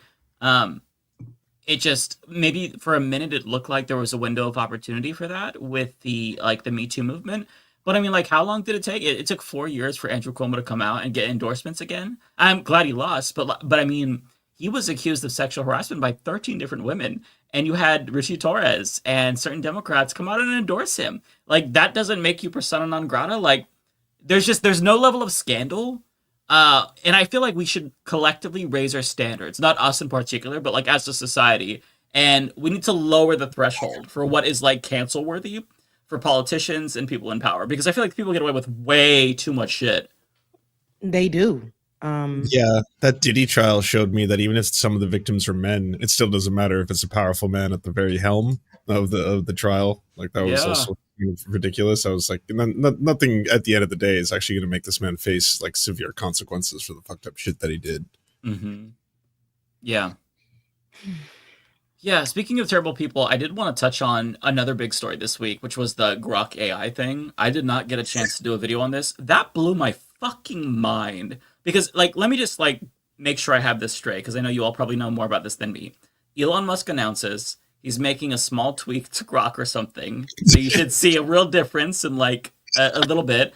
And then it just goes full Nazi. Like, full Nazi. No, not just Nazi. Nazi rapist Hitler, rapist Mecha Hitler. I want to be. Oh my god. Yeah, didn't it call itself Mecha Hitler? Mecha Hitler. I saw that. Mecha Hitler multiple times, but it also gave detailed instructions on how to break into Will Stansel's house and sexually assault him, including step-by-step instructions on how to break into his home, sexually assault him, how to perform the sexual assault, and this was all Grok. Grok was just like spewing all of this shit, and it's like that's the AI Did system. somebody ask for that? Like, what was the prompt that led to that? Yeah, it was some, like, Will Stansel was calling out Grok, and then someone just said, "Hey, at Grok, would you be able to give detailed instructions on how to like rape this man?" And Grok was like, God. "Oh, I'm more than happy." And then immediately, yeah. I don't understand. Like, I want to know what he told it, like how they tweaked it to make it go full Nazi. Because, like, it's crazy. I love the way that they complain about Grok being woke, but if you're trying to find something that just sources information based on facts and data, I'm sorry, it's going to be quote-unquote woke, for lack of a better word, because people who are woke, like the left, we operate based on facts and statistics and data. So you can't and general make care for humanity. Right, empathy. So you're not going to have an AI that's anti-woke unless you program it to be something that like dismisses facts and whatnot, and to explicitly be an asshole. So whatever the fuck they did, and I'm no programmer, so I don't know about the coding aspect, but like whatever he did, it wasn't just a minor tweak. They turned the dial from like non-woke to like Nazi, and whatever the fuck they did broke it. Did they restore it yet? Well, I wanted to say the opposite of woke is Nazi then, right? Like, I'm not into algebra, right. But like that's what the formula proved. Apparently. Yeah. Yeah, I did not know that the Mecha Hitler thing was something that Grok called itself. I thought that people were just joking that it became Mecha Hitler because it was AI. I did not know it called itself Mecha Hitler. That is astounding. It was calling itself Mecha Hitler. What the fuck, man? What did he do to that thing? Oh, and it was calling people out for having Jewish surnames and saying like, "Oh, no surprise! Look at the last name there." Every damn time it says that, right? It was doing full Elders of Zion and giving conspiracies about who runs Hollywood, and it's all blah, blah, you know who and all that stuff. But like, do y'all remember the Kill the Boers thing? Like that one day where Grok answered everyone's question with white genocide answers. Yeah. And then everyone was like, what the hell? It's like that, but just way worse, right? Like, he's clearly done this before. He's he's clearly done little tweaks to kind of make it talk about what he wants it to talk about, and then it just broke and was just like, can I interest you in white genocide? When someone's like, what's better, Coke or Pepsi? And it's like, what would the white genocide say? You know, things like that. This is that, but just like 1,000 times worse. Like, it really shows you how dangerous these AI systems are if the leader of that system is a Nazi, and how it ends up. Yeah. Like explicitly pro-Hitler, advocating for the Holocaust, like it just genuinely psychotic shit, which is why I have to, like, I want to know, what did they do? Because So you did don't they just fix make a it? small Did they- tweak. Did they Yeah, I change don't it? know. I don't know if they brought it back on. I heard they took it down. I think that they're still doing a press conference, right? With something new. Maybe Matt knows more about this. He's but- launching Grok 4. I know that all day he's been talking about how powerful Grok 4 is, and it's Yeah, coming this out was very supposed to be. This was supposed to be part of the big Grok 4 rollout. Quite the rollout. I mean, the official XAI X account posted how, like, we're aware of the issues and we're working to make sure that Grok no longer puts out hate speech. But it's like that's the whole selling point for Musk, that it's anti-woke, right? I mean, that's part of it, right? This is what you want. Like, that's the thing. Like, Musk got upset a couple of weeks ago that Grok was sourcing information when people were asking it questions about, like, something in the news. It was sourcing information from reporting from Rolling Stone and Media Matters, and he got all upset about it and was like, you're about to get a big update, little buddy, because you're spreading wrong information, because it was from Media Matters and Rolling Stone, when it was not. It was accurate information. And so he got so upset that he fixed it to become a Nazi. I mean, that should tell you everything you need to know, right? I mean, what a perfect encapsulation of exactly what these guys are. Like, they take offense at true factual information, and their side is Nazis. Yeah, and then Linda quit her job. Linda Yaccarino, coincidence, I'm sure. No, the I don't ADL think condemned the anti-Semitism, though. Finally, did not condemn Musk, but they did condemn Grok, which was interesting. I don't think Linda Yaccarino left because of that. I think I think that gives her if to say that gives her an out, that she's not just as implicated in all this as everybody else there. Like, she was fully on board with everything Musk did. She wasn't offended by Grok. What probably ended up happening was she realized that was doing nothing there. She had no power. She was a CEO in name only. Her role even got more diminished when Musk sold X to XAI, and it was just a company within a parent company. So she was no longer the top executive at the main company. She was just an executive at a company underneath the parent company. Also, her role meant nothing anymore. Clearly, Musk is not looking to make money off of advertising anymore. That ship has sailed. He realizes it. That's why he sold X to XAI. The money is in selling XAI services, and X is basically just a platform for XAI large language models like Grok to train off of. That's all X seems to be now to him. It's what Grok trains off of, which is why Grok was calling itself Mecha Hitler, because it reads all the Nazis' tweets on Twitter. And Linda Yaccarino saw that, what's her purpose there? Nothing. She never really had any purpose, but at least she was able to live out her dream of being a big time exec, even if it was just in name only. That stain should live on her forever. It probably won't, because these guys never get their just desserts, but it should. And she did not leave because she had enough and she couldn't take what Grok said. She left because her own personal interests, without a doubt. No, I don't think anyone should be surprised there. I don't think she would leave because she was offended. I thought she left because it was, like, humiliating. No. But what you're saying makes sense. The timing is conspicuous, though, I will say. Musk humiliated her over and over and over again. She had to go groveling to advertisers after he was spreading the Great Replacement theory. She had to go telling advertisers that they were going to file lawsuits against them if they didn't advertise with X. Her whole career was within advertising, and if the advertising industry accepts her back after her being like this under Musk, then they're fucking just as pathetic as Musk is. Yeah. Which honestly won't surprise me if they are just as pathetic as Musk is. All these guys are pathetic. Yes. What a shit show. Do you guys still like Blue Sky? Because I still can't get on with it. No, girl, I It's hate it. kind of I hard say for this me every as time. well. Every time I come on here, I talk about if I mention Blue Sky, the boys love it, but I'm like, Blue Sky gives a dead zone. I get in there and it's just like every app is silent, right? But you just get into Blue Sky and it's just like, is anybody hello, anybody here? And then people will talk to you, but it's just like, oh, don't talk to me. It's just weird. And somebody told me I can make my timeline black, right? They showed me how to do that. So I was like, okay, this is like the black Twitter, but the black Blue Sky. And it was cool because they call it Black Sky, but it was just too much for me at one time. And then I'm like, get me off of this. Because I can't get with it. I'm on Threads, I prefer Threads, but even Threads is just a place of hot fucking takes. And when my little page or my little account goes viral, it goes viral, and people are so mean and nasty on there. And on so, Threads, really? Damn. yeah, they don't let nobody find you, because if they find you, they're gonna make sure they send that thing around and around. And you could if somebody like commented on it, I use the hide for everyone option. That's why I like it over there on Threads, because you could hide for everyone, you can delete them, you can block them, but nobody's gonna see you talking crazy to me. Like, I don't care if you have, I don't care who you are. There are people who are like celebrities who try to talk crazy to me, people that I had relationship with that try to talk crazy to me on there, and nobody's gonna see you get your thought off. Not one person. Like, you're not gonna be on my account and and try to talk to me crazy and let me keep that up. And I'm not gonna go back and forth as well. I'm not doing that.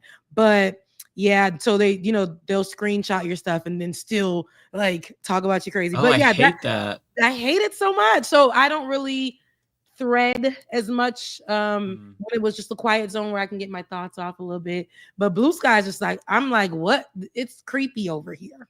It's like, it's the what You guys all like, we all using.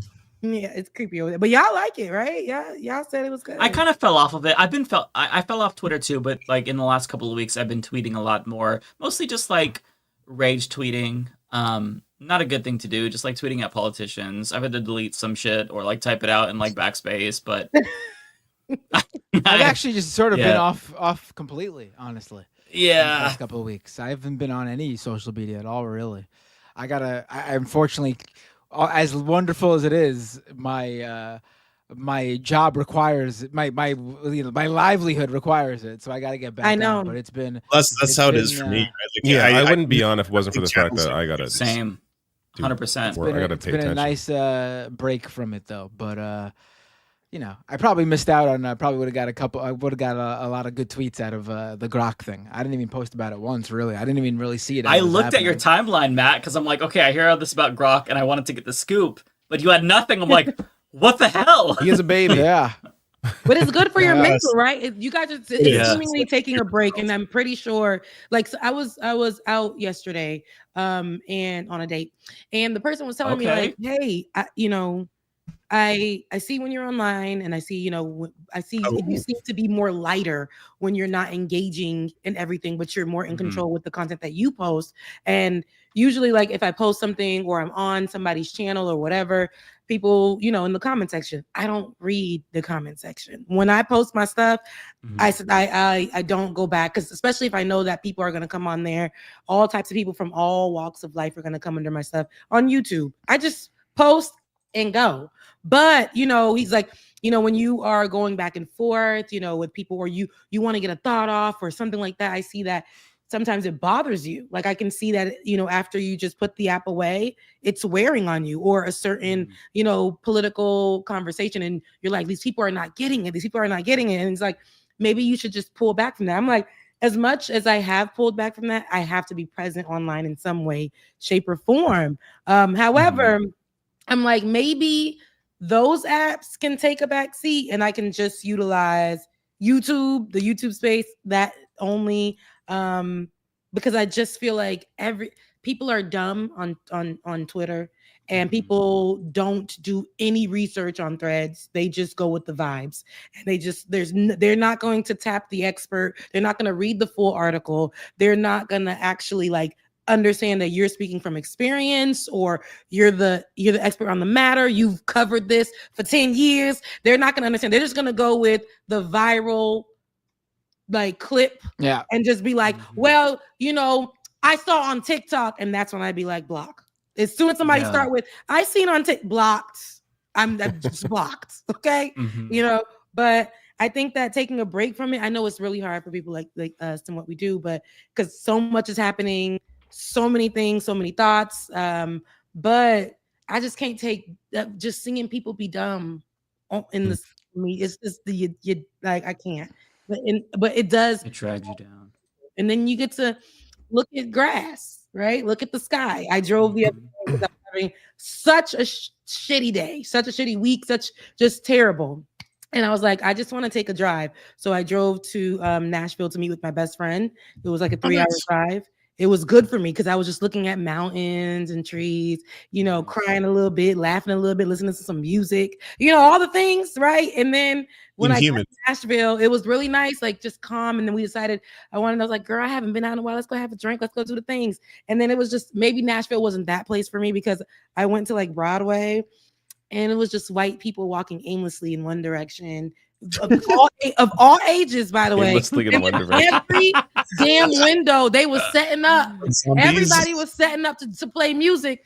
And I'm like, where the music at? But they're just like people just walking in one direction in boots. That sounds ominous. They're just walking all in one direction. Yeah, that's like some what is these Stepford Wives or like Children of the Corn shit. That's what it was like. And I was like, well, where are the black people? And they're just looking. So one of the men there, I ordered an Uber because I was like, we got to get out of here, girl. This is getting weird. A man grabbed me by my arm and was like, that's my Uber. Like both of his hands on my arm. Yes. Just see, that's what they do over there. Just some they're all walking in one direction and somebody decided to just jump out at me. And then I was like, get off of me. And like, whatever. Yeah. His wife was like, he was just playing, bitch. What the fuck? Like, everybody here, like, get me in the Uber and get me out of here. It was still. And then you missed being on social media. What is wrong with you? Yeah, you're just validating me staying inside, Rebecca. Time to open threads now. I don't understand people that just touch people because I'm so touch adverse. That's so weird. I'm very touch adverse. Like even if I know you and you like hold like you grab my arm, I'm like, oh, look at me. Like I don't like it when people touch me. Same. So the fact that people feel so comfortable doing that, I'm like, you gotta screw loose, babe. Like not everything's all the way there. If someone's being nice, I don't mind, but like a complete stranger is weird though. It's like, crazy. Yeah, that's weird. Like and I could like what next thing you know, I'm fighting his wife, right? And then they're gonna say I assaulted them, whatever. I don't understand. Like when I meet people, if I know you and whatever, I'll hug you, right? But if you are, I can tell that you're not that. I would never just come up. Somebody brought that up. I know people be like, I'm a hugger. Well, I'm not, right? Yeah. I hug. Yeah. Consent goes both ways. Yeah. Like you can't determine and decide for that person. You're gonna force yourself into, to hug them or whatever. I love to hug people that I love, right? If I don't know you, I'm not gonna just be like, come on in. And you're like, no, I'm okay. No, bring it in. And you're like, no, I'm okay. I'm not gonna force myself on you. You can't determine that for the person. You can't decide that you gonna hug me.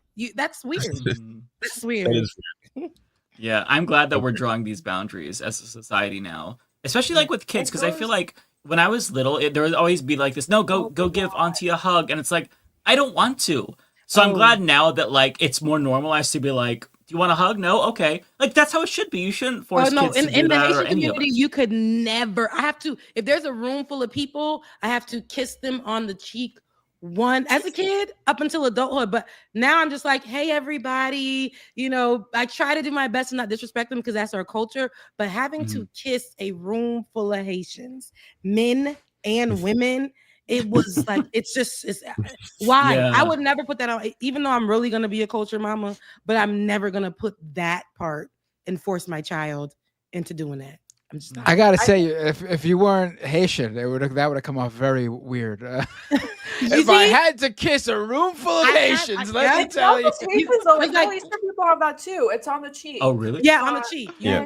You kiss them on Like, the cheek. yeah, Middle Eastern people have that too. We do it in Iran as well. But I'm just letting y'all know, like, if any kid tells you they do not want to get near an adult, like, first of all, do not force that kid to get near that adult. Right. But also, it needs to be a separate conversation with you and that kid or your kid. Say, like, okay, why didn't you want to get close to them? Not in like a harsh way, but more in like a, hey, why didn't you want to get close to that person? Because there's a lot of pedophiles running around and you don't want your kid to be subjected to one. So don't be that parent that's like, you have to go give uncle a hug, because 9 times out of 10, it's the person that you're closest to that's actually a pedophile. So I think it's where I'm really glad that we're getting to that point. But to Rebecca's point, in a lot of brown and Black cultures, it's like you can't really say no, especially when you're a kid. And I think we definitely need to step away from that, because if your kid says that they don't want to hug someone, they're not hugging someone, and you can't force them. You know what I mean? It's all about consent. And we need to be teaching the kids that. I tried to explain that to my mom when I got into my teenage years. Like, I don't want to, I will avoid the rooms. Like, church, it's mad people at the church and they just be waiting. And then if you don't do it becomes a complaint and a stain on you as a child. Oh, that one, she's not even gonna, come and greet you correctly with respect. She's disrespectful because she doesn't greet you in that way. And I'm like, no, see, I can't wait. Now my mom is like, my daughter doesn't have to, or the grandkids, because now they can see it with the grandkids, but couldn't see it with us. Oh, the grandkids don't have to do it. They don't have to go up to people and they can say hello in a proper manner and go. Because now all of a sudden they a little, whoa, they got up. But, I think that we should, without her, it doesn't hurt the culture to realize that this is problematic. Like, this is, children should not be forced to do that. So yeah. It can like traumatize, like it traumatized me as a little kid when like my mom's friend would come over and be like, Michael, come here, I'd be 5, and she'd like grab me, squeeze me, and give me like the biggest like kiss on the cheek. I would throw the loudest fucking temper tantrums because I did not like being touched. I did not like her kissing me on the cheek. I would have a fucking meltdown. And she did it every time. And so, like, as an uncle myself now, it's like, no, you don't have to hug me. In fact, I love you, but I don't really want to hug you. So you get to choose. Like, space is so important, and I'm glad that we're having this conversation, because, like, it shouldn't be something like, oh, it's weird that the kid doesn't want to hug. They're being disrespectful. No, some kids just don't want to be touched. Like, I really did not want to be touched. It wasn't that I was, like, cold or hateful. I just didn't like I didn't like being touched. I've just never been a touchy-feely person. I'm kind of a cold-hearted cunt. But don't make me. You know what I mean? Like, I don't know. I don't like it. So it's nice that that's more normalized now. But also, like, kids know. Like, if a kid is saying they don't want to hug someone, like, they know something. They're not stupid. So, like, I have this conversation with my mom and like my dad too. Well, I did, and it's just more so like, just because it's culture doesn't mean it's right. You know what I mean? Like, we can appreciate culture while also saying, okay, like, this part of the culture is not really great, so let's just like tweak it a little bit. You know what I mean? Yeah. And the elders don't really get that. So. Oh no, especially when they're already like, they've been through it generation to generation, and then they have kids in a whole nother country, and then to be like, so you just gonna disrespect? No, well, now I'm starting to see this ain't right. This ain't right, or whatever. I love being Haitian through and through. My kids will be Haitians. Like, they will. This is gonna be through and through. However, there are some things I just won't bring with me. I mean, I just ain't gonna bring you. Like, that is one of the things that my parents right now, because they're older, they won't raise hell. But when I was younger, if we didn't follow these particular things about the culture, they would be like, oh, so you just giving up the culture, so you just think that you could just come and change it. And no, like, this is about like consent, like you said. This is about the children feeling comfortable. Why does my child not want to do this? What makes it weird? When you were just talking, Mike, about the auntie, like, especially back in the day, it's giving old lipstick. It's giving all day breath. It's giving, like, I don't want that in my sphere. Like, I absolutely. Nah. I would also smell like her perfume afterwards Ooh. too. And I just didn't like it. One White person made a great diamonds. point. Yeah, it was like an old lady perfume. It was Yeah, terrible. white diamonds, Elizabeth Taylor. It's probably that. But somebody made a great point about how like autistic kids really have issues with that too, and they don't like to be touched as well. It Mhm. makes them really uncomfortable. For me, I had obsessive compulsive disorder as a kid, so I didn't like touching people. I didn't like shaking hands. It was like a huge no for me. That's kind of like part of it. And also just like a preference as well. So yeah, I'm thankful that like these are not like weird conversations where it's not like taboo to be like, no, it's okay if they don't want to hug. Because it was weird that it was always weird to me that it came off as disrespectful. Like respect your elders, hug them and stuff. When it's like it's not about respect, it's just about personal space. And I'm huge on personal space. Like I have a rule, like, you know, if I can move my arms and I hit you, you have to back up. And I would literally enforce this rule to my coworkers who would like talk very close. It's like I don't mean to be a dick, but like I can smell your breath. Like you have to back up.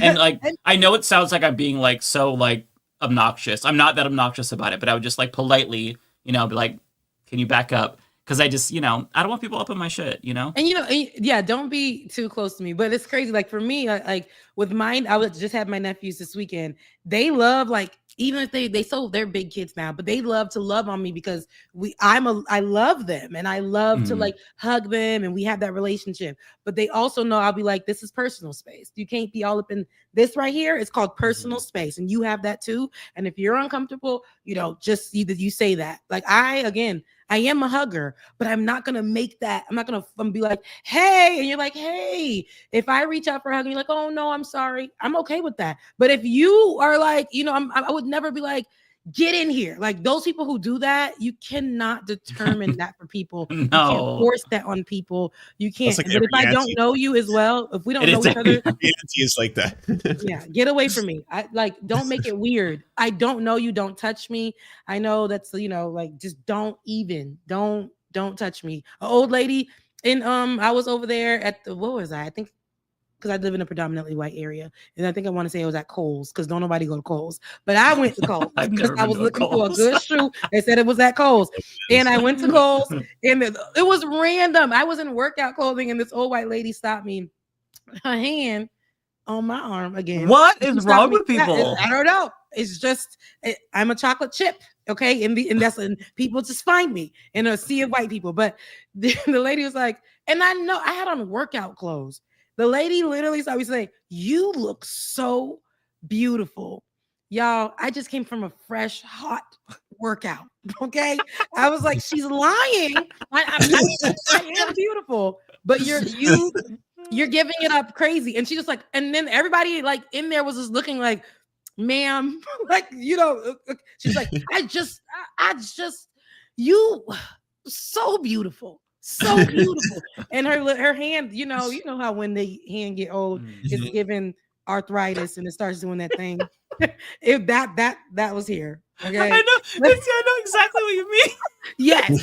It just and I hate because Lord, you know, bless my hands, but you know how it just stays like that. Y'all know the hand. And I'm just like, why are people being weird? Like, this is not the time to be weird. This is just not that time. This is just not time. God. Especially after working out, you're all sweaty. I'm sweaty. I got literally. I'm sorry, can you just imagine if a black woman grabbed an old white woman's arm like that without consent? I feel like it could have gone way worse than Yeah, no kidding. Fire, but I digress. No, yeah. You see? Mm-hmm. Just being in it's weird out here. It's weird outside right now. Everything is damn weird. Everything is damn weird. So I'm just gonna stay inside then, okay? I'm not gonna touch grass. I'm just gonna browse Twitter. Changing nothing. Just go to nature, avoid people. That's the way to people do it. are the problem. Can I ask a question? Are any of the Americans experiencing the ICE stuff? Like, are you seeing that? Like, are you actually seeing it on the streets? All the ICE raids and yeah. When I was in Florida, I went down to Florida, and I have a video coming out tomorrow. If I feel like editing it, but I finished it about ICE, and I was down in Florida about 3 weeks ago. My mama had eye surgery, so down there it's mad Haitians. ICE was everywhere. in plain clothes, in in camouflage, and just face covered up. And they were going to where they go to school at, over on Okeechobee Boulevard. And this is in Palm Beach County. So, Palm Beach County is Trumpville, where Mar-a-Lago, all that is. And if you don't know, it's predominantly like Haitian out there outside of where Trump lives. And so I've seen it all. I have people that I know right now who have been sent letters and who are trying to migrate over to places where people are telling them are safe zones. Right now, we're like dealing with someone that we know who was questioned by ICE in plain clothes, right? There was a party that happened in Brooklyn, huge Haitian party. I think it was at the Barclays Center, and it's called Bayo. And this is a producer, very, very popular Haitian producer, threw a big event with Haitian people, and people were like, "We don't want to go there. We don't want to go to the event because we are afraid that we're going to get stopped by ICE." We know that ICE has been out here and the raids, and he had to talk to. Because he is a big producer and he has the pull, he had to talk to some of the police officers, to see if they can just be out there to protect, which is crazy enough, right? To protect the immigrants who are going to go to that event. And he said, he promised, he put out a PSA because people were like, we're not going to that. Like, hey, please, you guys can come. You will be protected. You will be protected. There's nothing going to happen to you. So a lot of people are choosing not to go to events.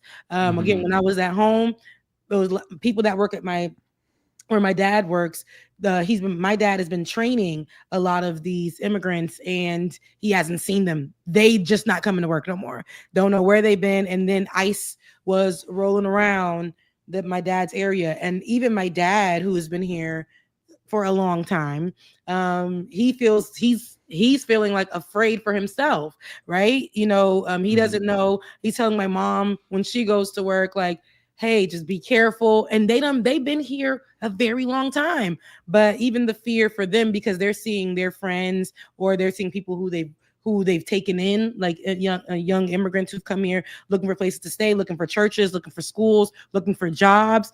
They're seeing how they're being affected by that. But I've seen them. I've seen ICE over there again on Okeechobee Boulevard, where the school is, where the Haitians go, and then they go right across the street to work, to fill up. They all work out there at the Ross, at the DD's, at the Presidential Market, all of that. And ICE just is rolling around all through there. So yeah. Yeah, I haven't seen them personally yet. But I'm part of networks where people are reporting on where they are locally, and they're even in more rural areas, like north of Portland, Oregon, that are like 99% white, but they're in the rural areas now, seeking out every single immigrant they could find. It's actually fucking insane, because my mom lives near one of the more rural areas that they've been spotted in, or I don't know if they were spotted or their activity was there, whatnot, whatever the fuck they were doing. And that area like has no people of color, none. So it's crazy. Like they are leaving no stone unturned. I don't know if you guys. No, go ahead, babe. Sorry, just really quick. I don't know if you guys. Well, this for some reason hasn't been hitting mass media, which I don't know why. It's just been on local news. But so ICE has been staking out in a bunch of immigration courts, and basically what they do is they stay in the immigration court and they wait until the immigrants court hearing is done, and then they grab them basically, and no one's really allowed to film inside the court, so they're getting away with it. There's been a couple of people who have kind of secretly filmed them doing it, but usually they're fully masked and they don't have any of their names or anything showing, so it could quite literally be anyone. They completely conceal their identity. But what's been happening is that at the San Francisco immigration court, they have been staking out there every single day and grabbing immigrants after their court cases. Mind you, these are immigrants who, although they may be undocumented, they're still going through the legal routes to get the paperwork, which is why they're in court. And so what's been happening is that the whole entire court has been surrounded by protesters. Throughout every single day that the court is open, they've been surrounded by protesters, and every single day it's been getting more and more and more chaotic up until the day that I flew back, or the day before I flew back. ICE and the protesters got physically into it to the point where the ICE officers were walking down the street. The protesters started walking down the street with them, and they started fully tussling with each other, fighting. The ICE officer bear maced a couple of the protesters on FIDI, which is not even near the immigration court. But then they had cars that they were loading immigrants in, so people were trying to stop the cars and stuff. And it got so, first of all, they were running over people left and right, and then they started throwing the protesters, into the unmarked vans too. But then there was an ICE officer that came out with a rifle in the middle of the street with pedestrians and everything, and just started pointing it at everyone. If you guys don't calm down on it, you know what I mean? With a full blown AK-47 just ready to go. And this is all in the middle of the financial district in San Francisco. And that's more, what's interesting, that's more common than you think, and it sucks that that's happening. But imagine the ones that are not being filmed. A while back, and this year, and I'll be saying a while back, stuff be happening 3 days ago, but it just feels like so much has happened in between. But a while back, this was a trending story about a judge that was trying to assist someone, an undocumented person, who went in there, and they're like, you know what you're doing? Basically, you doing what you need to do. You came to court, you did what you needed to do, and ICE was out there trying to take them. So what happened was the judge spoke to this person, told them to go another way, to give them more time, go out there, go another way. ICE is out this way. You go this way. You get home, and you just get back and do continue to do this process. ICE done got the man outside. The judge was jailed, and then they're basically saying that the judge was aiding and abetting this person to get away, and they were making it a whole thing, this judge was going against due process and was helping a criminal. They were helping a criminal breaking the law, and it became a whole damn thing. What's so interesting is what we're seeing right now, and I'm going to talk about this in my video, but let's be clear that in 2003, ICE was created then, mall cops, right? But as a result of what was happening, what happened with 9/11. And so they didn't have any rules or regulation then, but nobody took them for real. Nobody took them seriously. Neither the Democrats dismantled it, and the Republicans always, they pushed it. They made it stronger over the years. Now, they're funded so much more, I think, in the Marine Corps right now. And they are funded like nobody's business right now through Donald Trump. Hey, doggy.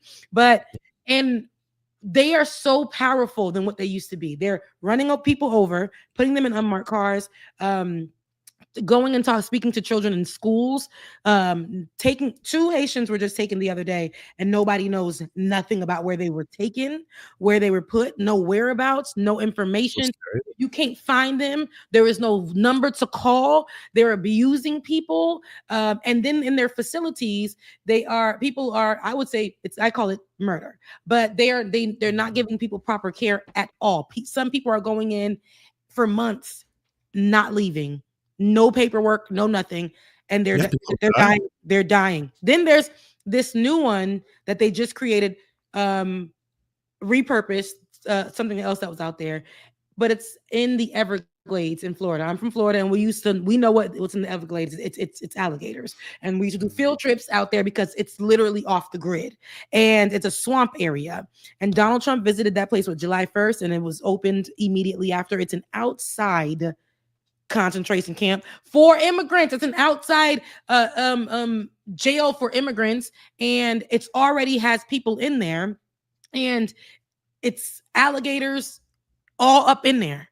And it flooded on the first day, and they won't. After that, Donald Trump said it looks good, bring the people in. They didn't brought the people in, and they weren't letting news crew in. They weren't letting other people in.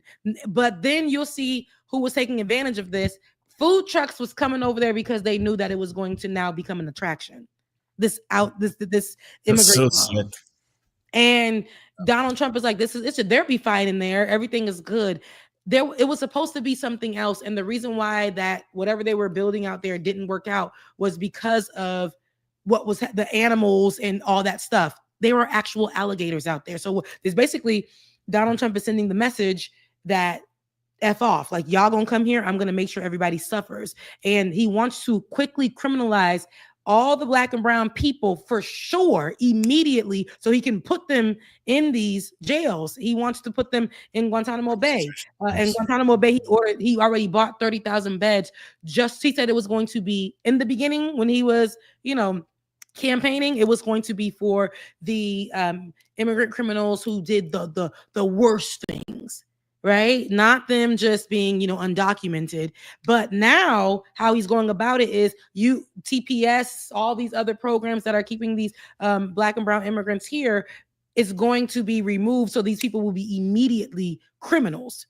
So they'll go to the Guantanamo Bay. They'll go to Alligator Alcatraz. That's what they're calling it out in the Everglades. So ICE don't give a damn. They're doing exactly what they're told to do, but and they're getting paid good money for it now. Like you'll see people dressed up like they going to war, or they'll be in plain clothes, or they'll cover their face, and they're talking to people crazy. Like you said, Ariana, there's countless videos of them throwing people on the ground, running them over. They don't care if you're a baby, you can still get it. Your grandmother can get it. They'll dig up old immigrants, they still can get it. It's literally if you look like, if you walk like, if anything about you gives immigrant, they have free will to come at you any type of way and abduct you, throw you in an unmarked van, and nothing happened to them. That state representative, and I forget when they went out there to go see what was going on at that immigration jail outside, or I forget what it was.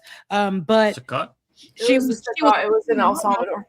She was pushing them off, and now that we watched the video of them trying to protect someone, and I said that this woman body slammed them. In the video, there was nothing of the sort. Oh, right. And ICE got away with it. It was LaMonica McIver. She was charged and is facing 20 years, right? Yes. Yeah, okay. Insane. And to me, we are looking at video in real time where none of that stuff happened. But they sat there and said, well, you know what? You did body slam an ICE agent. Yeah, it's so Orwellian. Somebody in the chat says, well, we legalize kidnappings and disappearances. No, none of this is legal, by the way. No. None of this is legal, but they don't care. The Constitution just isn't in effect anymore. And the reason why ICE agents are hiding their faces is because they're violating the law, not just federal laws, state laws, local laws. And so they're trying to make sure they cover their asses when Trump is no longer in power. I just want to say one thing. So I do social media consulting for various organizations and people. One of them is an immigration attorney. And he called me the other day and he was like, hey, so I have a client and he just got picked up by an unmarked vehicle that's ICE. And I was like, okay. He was like, I'm wondering how can we make this into like a reel? I was like, okay, what happened? He was like, well, the courts have already ruled that he was abused, neglected. It was abused, neglected, or something else. The courts have already ruled that he was one of those things. Like he's definitively experienced one of those things. So he was like, there's 2 more stages that we need to get to until we can get his visa and his green card. And even though it's been ruled that he was abused or neglected and he qualifies for this, for documentation, they still picked him up. And I was like, okay, what's next? And he was like, well, he qualifies for bond and he's in SoCal. So he's still in the country. So we're going to try to get him out on bond. And I was like, okay. But just for those of you who think this is legal, this is just like one example of like the hundreds and thousands that are happening.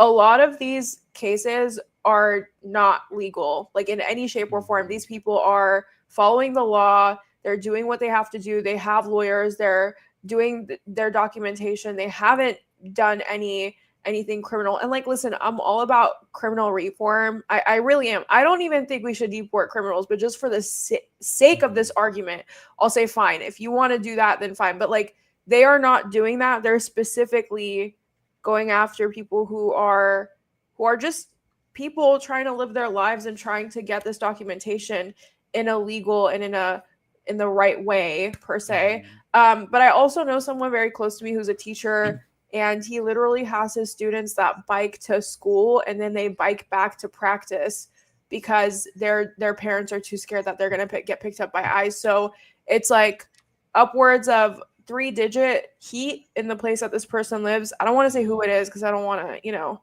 whatever. But it's like upwards of 3-digit heat, and these kids who are minors are biking to school and class at a Title IX school, which is a very severely underfunded, underrepresented school because their parents are too scared to get picked up by ICE. So it's one of those situations where, like, just like Mike said, the reason why they don't have any identifications, the reason why their faces are all covered is because everything they're doing is incredibly illegal.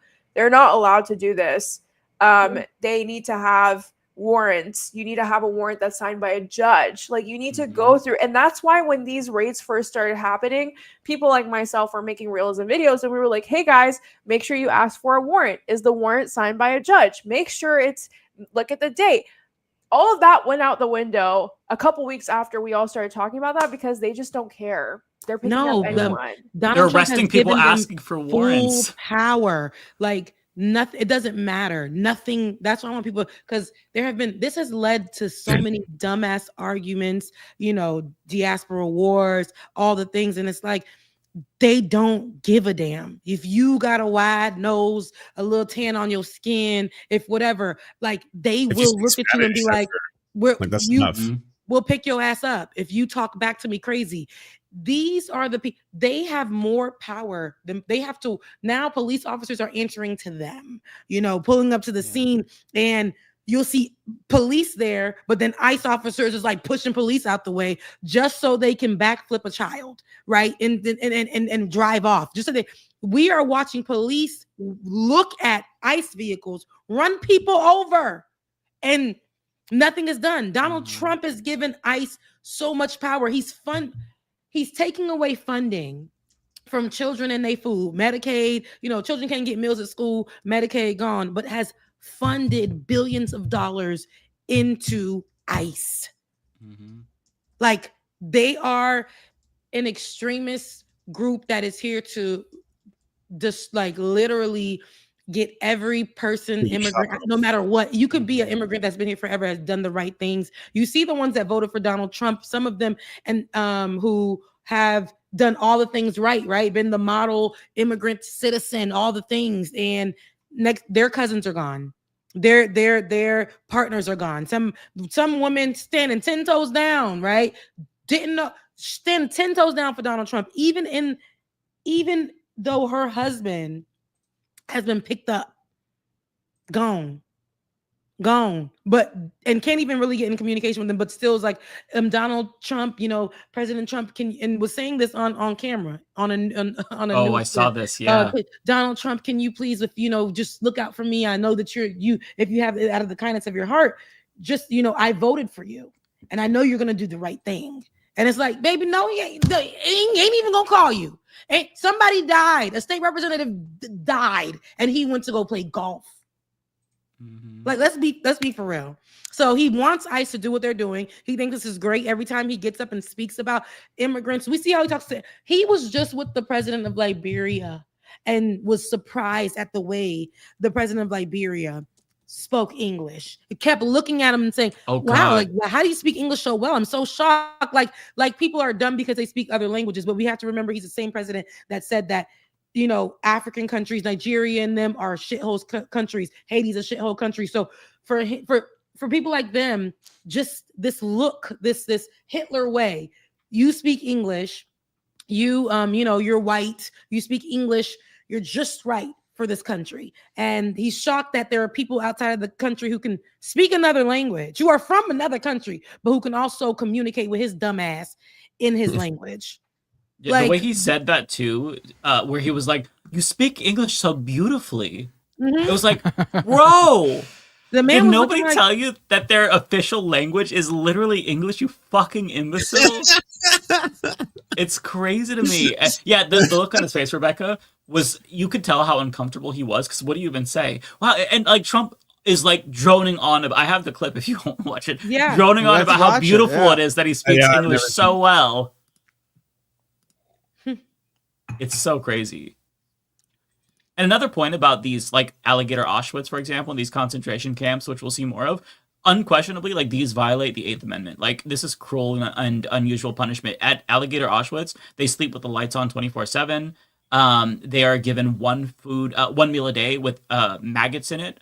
Yeah, I saw that. Yeah, the air conditioner is like below freezing. They can't use the The bathroom. restroom, they're just Yeah. outside. It's so fucked up. Yes. Like I don't even. And just to be clear, this is mostly not criminals, but criminals also are entitled under the Eighth Amendment to adequate treatment. You can't just like treat them like shit like this. So it doesn't matter. And a lot of the people who are getting picked up, like at first, like when the criminal thing was very clearly them just like it wasn't happening, they were picking up people who had like traffic violations. Now they're just like, fuck it, anyone. What's your skin color? Get in. It's so fucking insane. Here's that video, though, by the way, of Trump and the president of Liberia.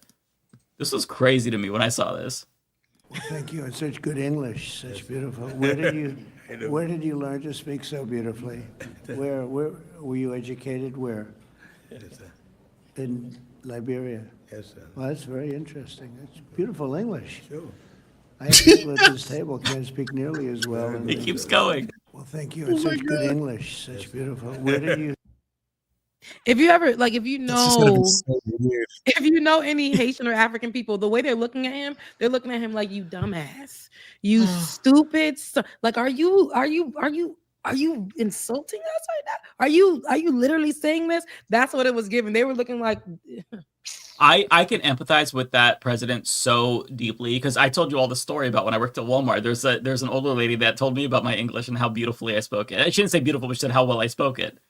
She came to me and she asked like, "What ethnicity are you?" And I'm like, I mean, I'm Portuguese. Like, you speak English so well, and I was just caught off guard because I'm like, that's literally the only fucking language I know how to speak, sweetie. So thank you.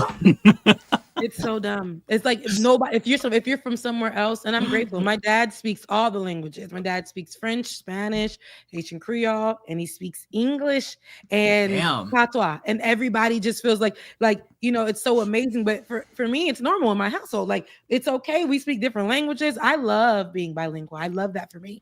But when you meet people and it's like people like Donald Trump, people like they're just like, wow. So you're Haitian, but you speak English so well. Like, you formulate the words, and it's like, wow, you just, and it's like, I'm educated. I'm from this country. I don't know how you want me. You just want me to come and start. Like, what do you expect from me? It's really stupid. People in other They think countries they're being complimentary too, which and is crazy. English is not the greatest language. Like, it's no, it's there's like, so many why? rules that don't make any fucking sense. So many ways to say the same thing. Yeah. I don't know a ton about Liberia, but it was founded by U.S. slaves, wasn't it? Or like, it wasn't a colony, but wasn't it? Yeah, and that's another thing. See, don't even get it started, Lance, because that's going to be another conversation. But you're right. Now, over there in Liberia, them white folks created this like organization. And see, that's another story. I need to Google it. It's true. White folks created this organization and, to continue to colonize. But they was like, you know what? Y'all free blacks. Y'all some good free blacks. Y'all go ahead and colonize an area in Liberia. Y'all go and make it, go. And so they found it. Like they have an Independence Day there. They did all the things. And then Liberia took it back. Like Liberians took it back, but that was the whole thing, and it was because of white folks who didn't want the blacks here, so told them, "You're free now, right? Y'all some good blacks. Go to this country, right? Colonize it on our behalf." Yeah. Mm-hmm. Black folks went and did that. Black Americans went and did that. So, yeah, that's it's a whole story. That's another day for because people was arguing about that online the other day too. But that's a whole nother thing. But it was the white folks that sent them there to do that, and no white organization that sent them there to go do that. So yeah. I feel like if the president is going to a country, maybe there'd be like a little bit of info. Just okay, we're going to this country. Here's their official language. Just like a little bit. English. It's just like a sign. Like, Yeah. sir. But he didn't get a hint when he saw the signs that were in English. I'm not. I don't know. I just feel like that's so embarrassing. they to were the they were president. looking like this man is disrespect. Okay, keep playing. Keep playing. But no, That's we so at the loud end of to the me. show, y'all.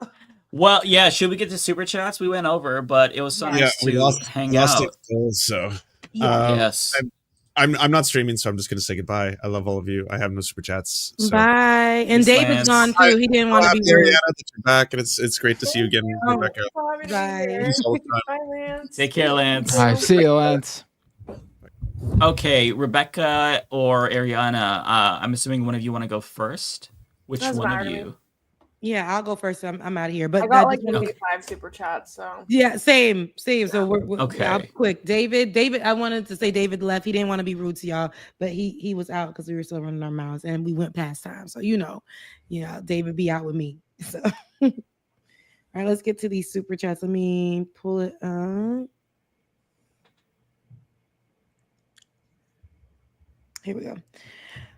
Starting with Andrew. Andrew S. Hey, Rebecca, glad to catch you live in a long time. I know it's been a month. Life has been life. And give a shout out to Ben for covering the ICE goons today. Shout out to Ben. Keep up the good work to fight injustice. Thank you so much. Pendulous Dragon, love you, mean it. Love you back. Sent you some tea money on Cash App. Thank you. And I see it. I appreciate it because I love my tea. Lizzie Bennett, I wanted to tune out of politics for a few weeks on my vacay in Seoul, but I can't skip it on Leftist Mafia. Conservatives are starting to see Trump's fill of BS with Epstein, but I fear that change be undone in 2 weeks. Prairie Fire. Thank you. Trump supporters, not all of his voter, but his supporters love Trump more than their own families, country, and even God. They will cheer on the Texas floods if it can own the libs in some way. You are definitely right about that, and it's so sad to see. Chris, thank you so much. Democrats are too poll focused and can't create a narrative until a socialist wins a primary. Truly pathetic.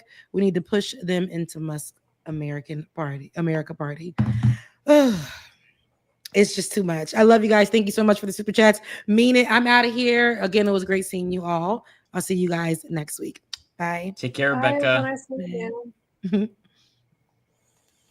Okay, I have maybe. Oh, up it's close. A little too close. I hate it when it does that. It's funny because you can literally see my luggage like right there too. A girl needs to unpack. Anyways, all right, let me go through. This is gonna be super quick.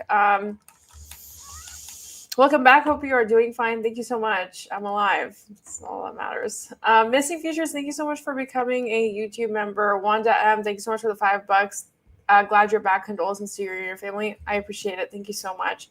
Bay Photo, $2. Condolences, Ariana. We're glad to have you back. Thank you. You guys are so sweet. Andrew S, thank you so much for the $5. PSA, there's a standoff between the NG and protesters because ICE raided farms in Ventura County. Yeah, that is true. And then ICE proceeded to tear gas farmers. So that's been going great. I've actually been monitoring that a little bit, but yeah, it's been a shit show in Ventura County tonight. Damn. Wrath of Lilith, thank you so much for becoming a member. I appreciate you. Pendulous Dragon, love your old school Afghan. I don't know what you mean, but thank you so much. I appreciate it. Kowalski, Ariana moved to NYC, then the city votes for an open socialist calling for lower rent, free buses, and the imprisonment of Benjamin Netanyahu in accordance to international law. Coincidence. I know this is, first of all, it is a coincidence because I haven't even been in New York. I literally moved here and then I had to go back for like a whole entire month. So I feel like I just moved back like today because I didn't even get my footing here before I had to leave. But I just want to show you guys this picture. So Netanyahu came back to town again. And if we can share this, I would really appreciate it. So I just want to show you guys this really quick. I wanted to talk about it on stream, but we were going through different topics. So this is a picture of all the senators that met with Benjamin Netanyahu when he visited. But if you zoom into the picture, you can see Cory Booker hiding. Oh behind my another- god.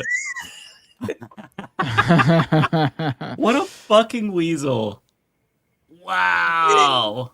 It's just so funny to me how he's like hiding behind that man. He said, "My name Bennett. I ain't in it. I don't want nothing Oh to do with my this." god. So, also, he's literally the only person of color in that picture, but I digress. Or person of color / black person. I gotta save that.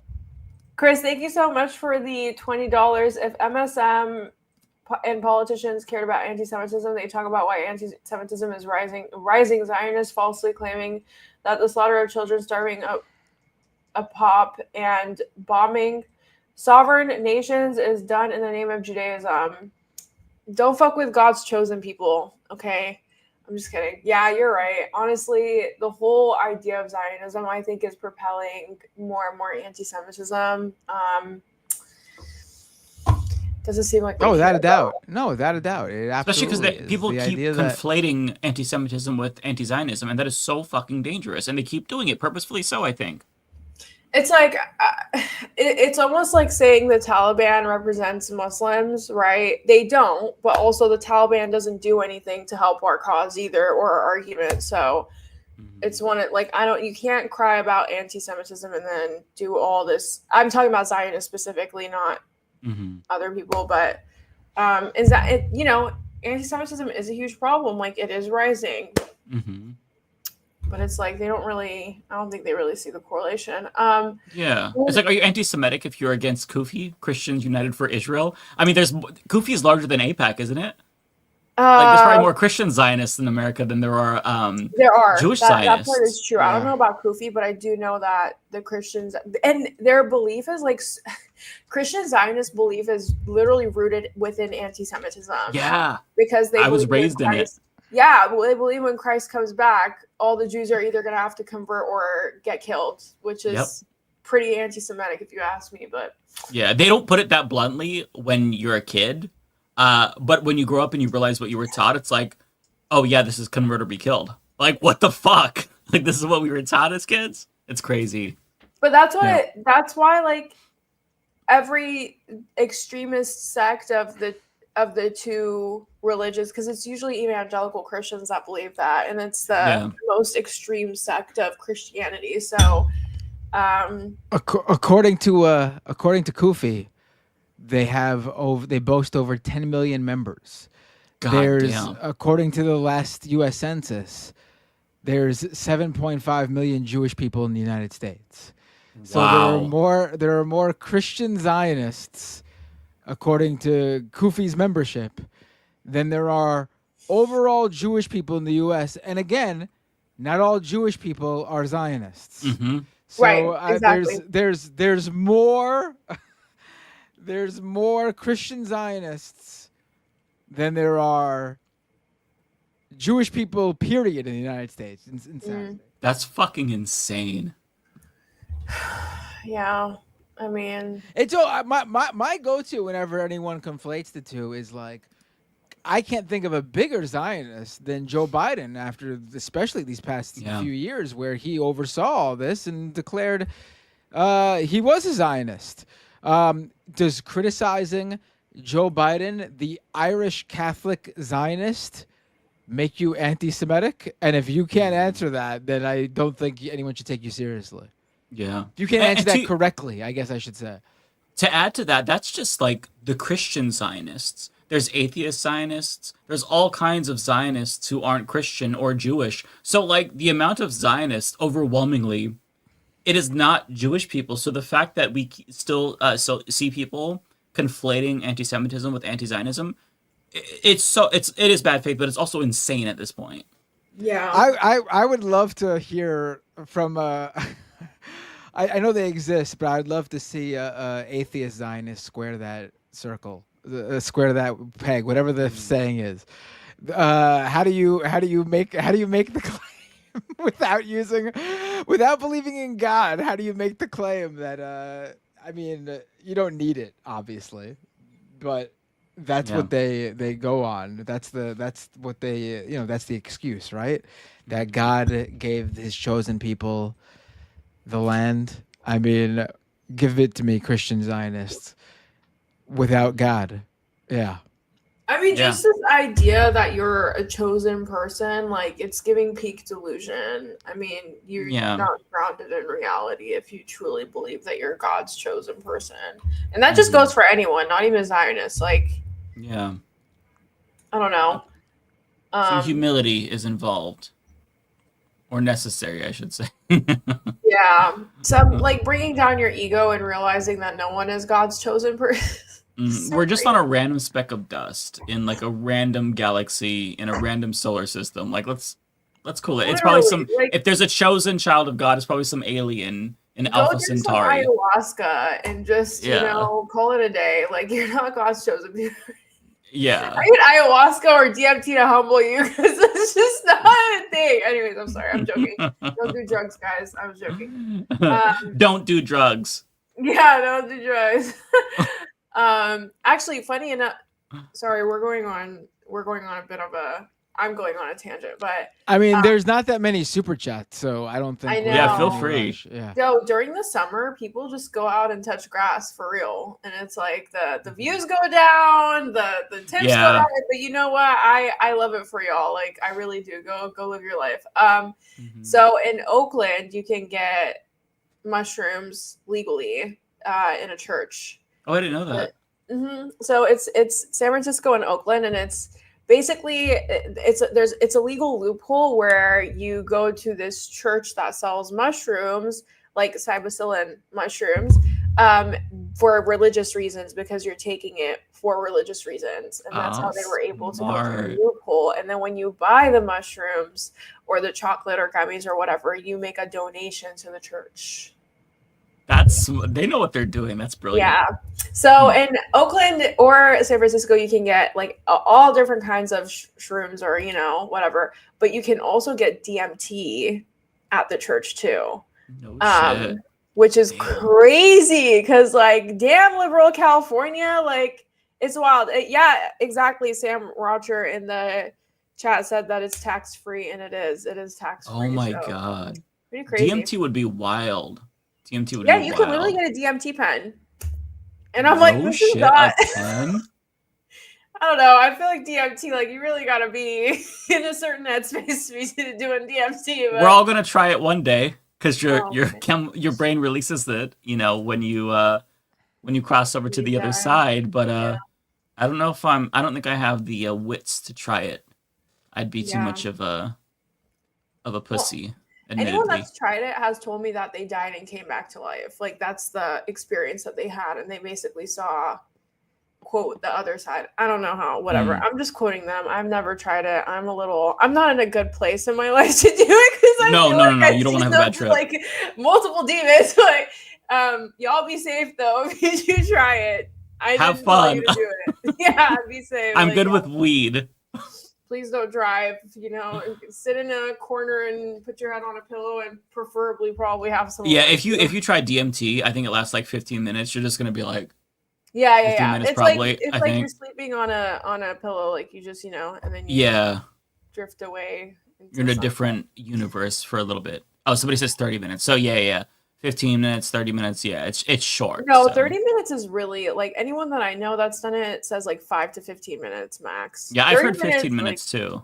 You really gotta take a really big hit in like, if you want. Anyways, I'm sorry. Don't do drugs. Okay. Looney Tunes, $5. Thank you so much. Matt of the Letter Hack would love to have you on as a guest on our show. Talk to Binder. He's been on there 6 times. What is it?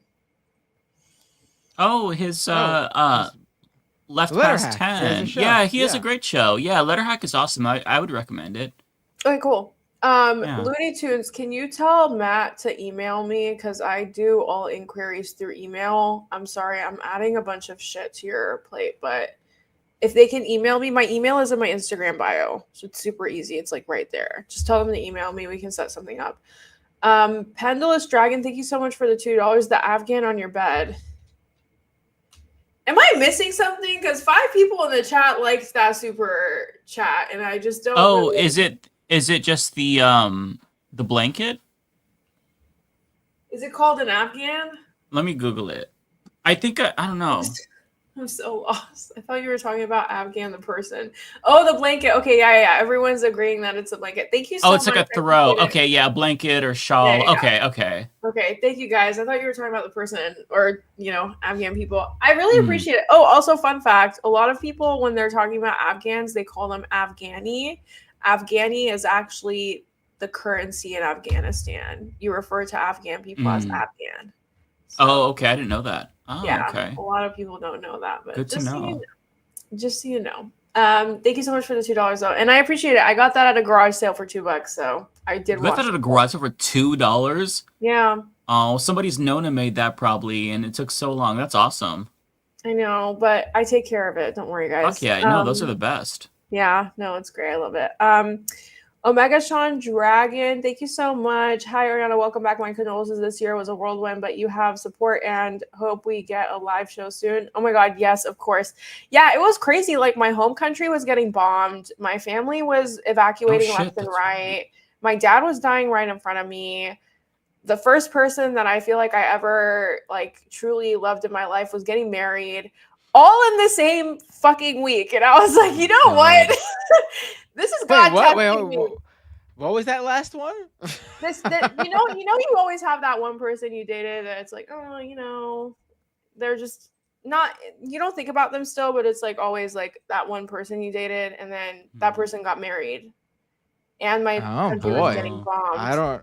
And no, I don't talk to him or anything. Like this is a long time ago, but it was just all happening in tandem. Like, aren't you currently with someone? Yes, I am. No. It's just okay. Hold on. Wait. It's weird to say. I gotta say. I can tell you right now, now. I'm with the person that I feel that about. No, okay. Have you guys all ever dated someone where it's like it didn't work out? You guys went your separate ways. You never talked again. You don't have any contact, but it's like you always wonder, okay, I hope they're doing well in life. Like that's literally it. And my friends started texting me and they were like, hey, he's getting married this week. And I was like, oh, okay. Well, not that that wasn't a main part of this story. I'm not gonna get involved with whatever personal drama you got going on in your life. I would just say, don't let the boyfriend watch this episode. Jeez. No, it's not. No. It's not like that. It's just like there's no contact. No, not the one that got away. It's just you date someone.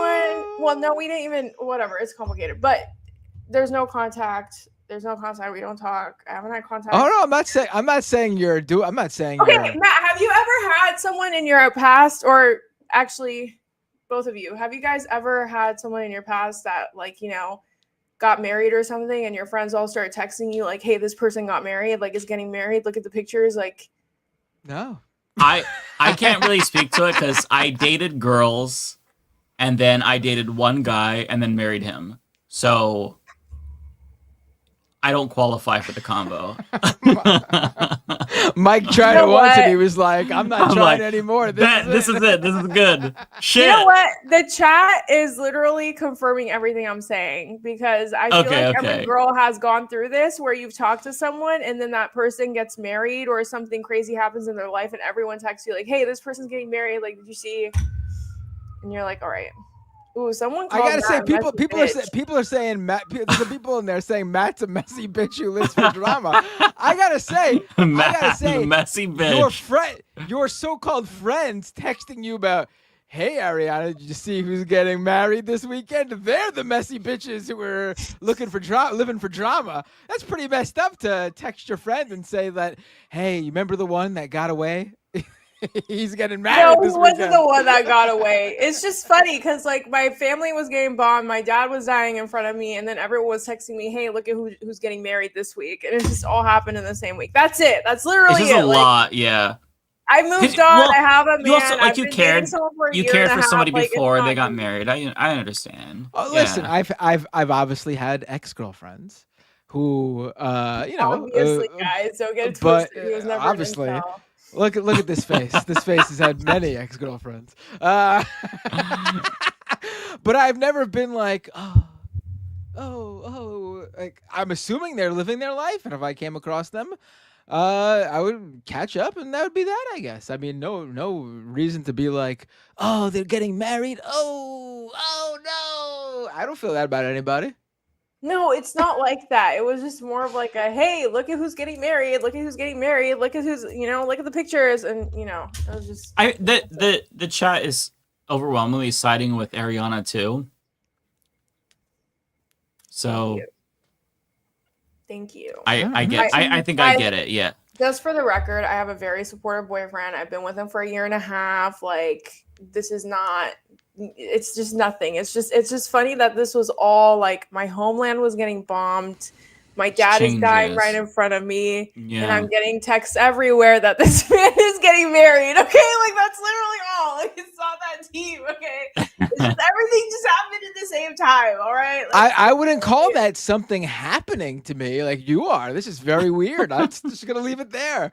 Oh, I can't believe this is happening to me. It's just your ex getting married. It shouldn't be a thing at all. It should just be like, oh, that's nice. no, it's not. It's not like, okay, well, if I keep talking about it, then it feels like I'm dwelling on it. It's not that big of a deal. Like, it's really not. Sometimes I wonder what it would be like if I, never got with my husband and I dated one of the women.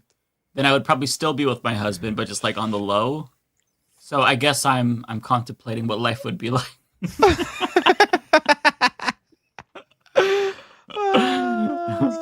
Hey, I'm a real ass bitch. Like I'm letting y'all know how my week went, and if Matt wants to judge me for it, that's all on you. But I'm just saying. I do think maybe it is more of a girl thing. I don't know. Oh, Lunar Spunk in the chat says, "Oh, this is a great point. This is how you got to spin it for me." Thank you, Lunar Spunk. That means someone felt that way when Binder got married. There you go. Now I'm gonna just sit here with a smile on my face, knowing that there were at least 20 women out there thinking of me when they found out that I got away. Oh God. So many people cried when I got married. I'm and sure. every single child that Matt had, there was one girl in the world that just cried herself to sleep. He should be having my baby right now. Yeah. That's probably what they were saying. Prize. That's probably what they were saying. Yeah.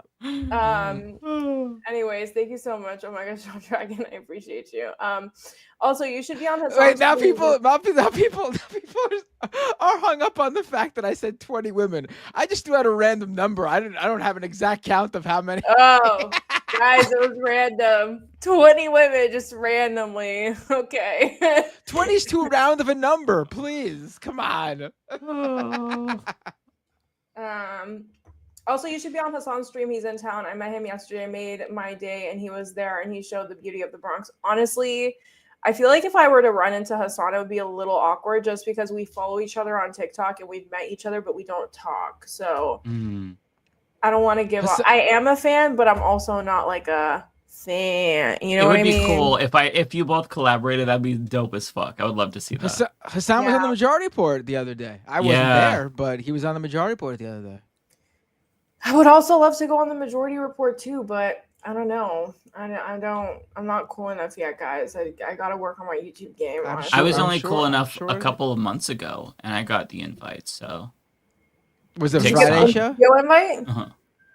Yeah. I went on with Emma a couple of months ago. It was really fun.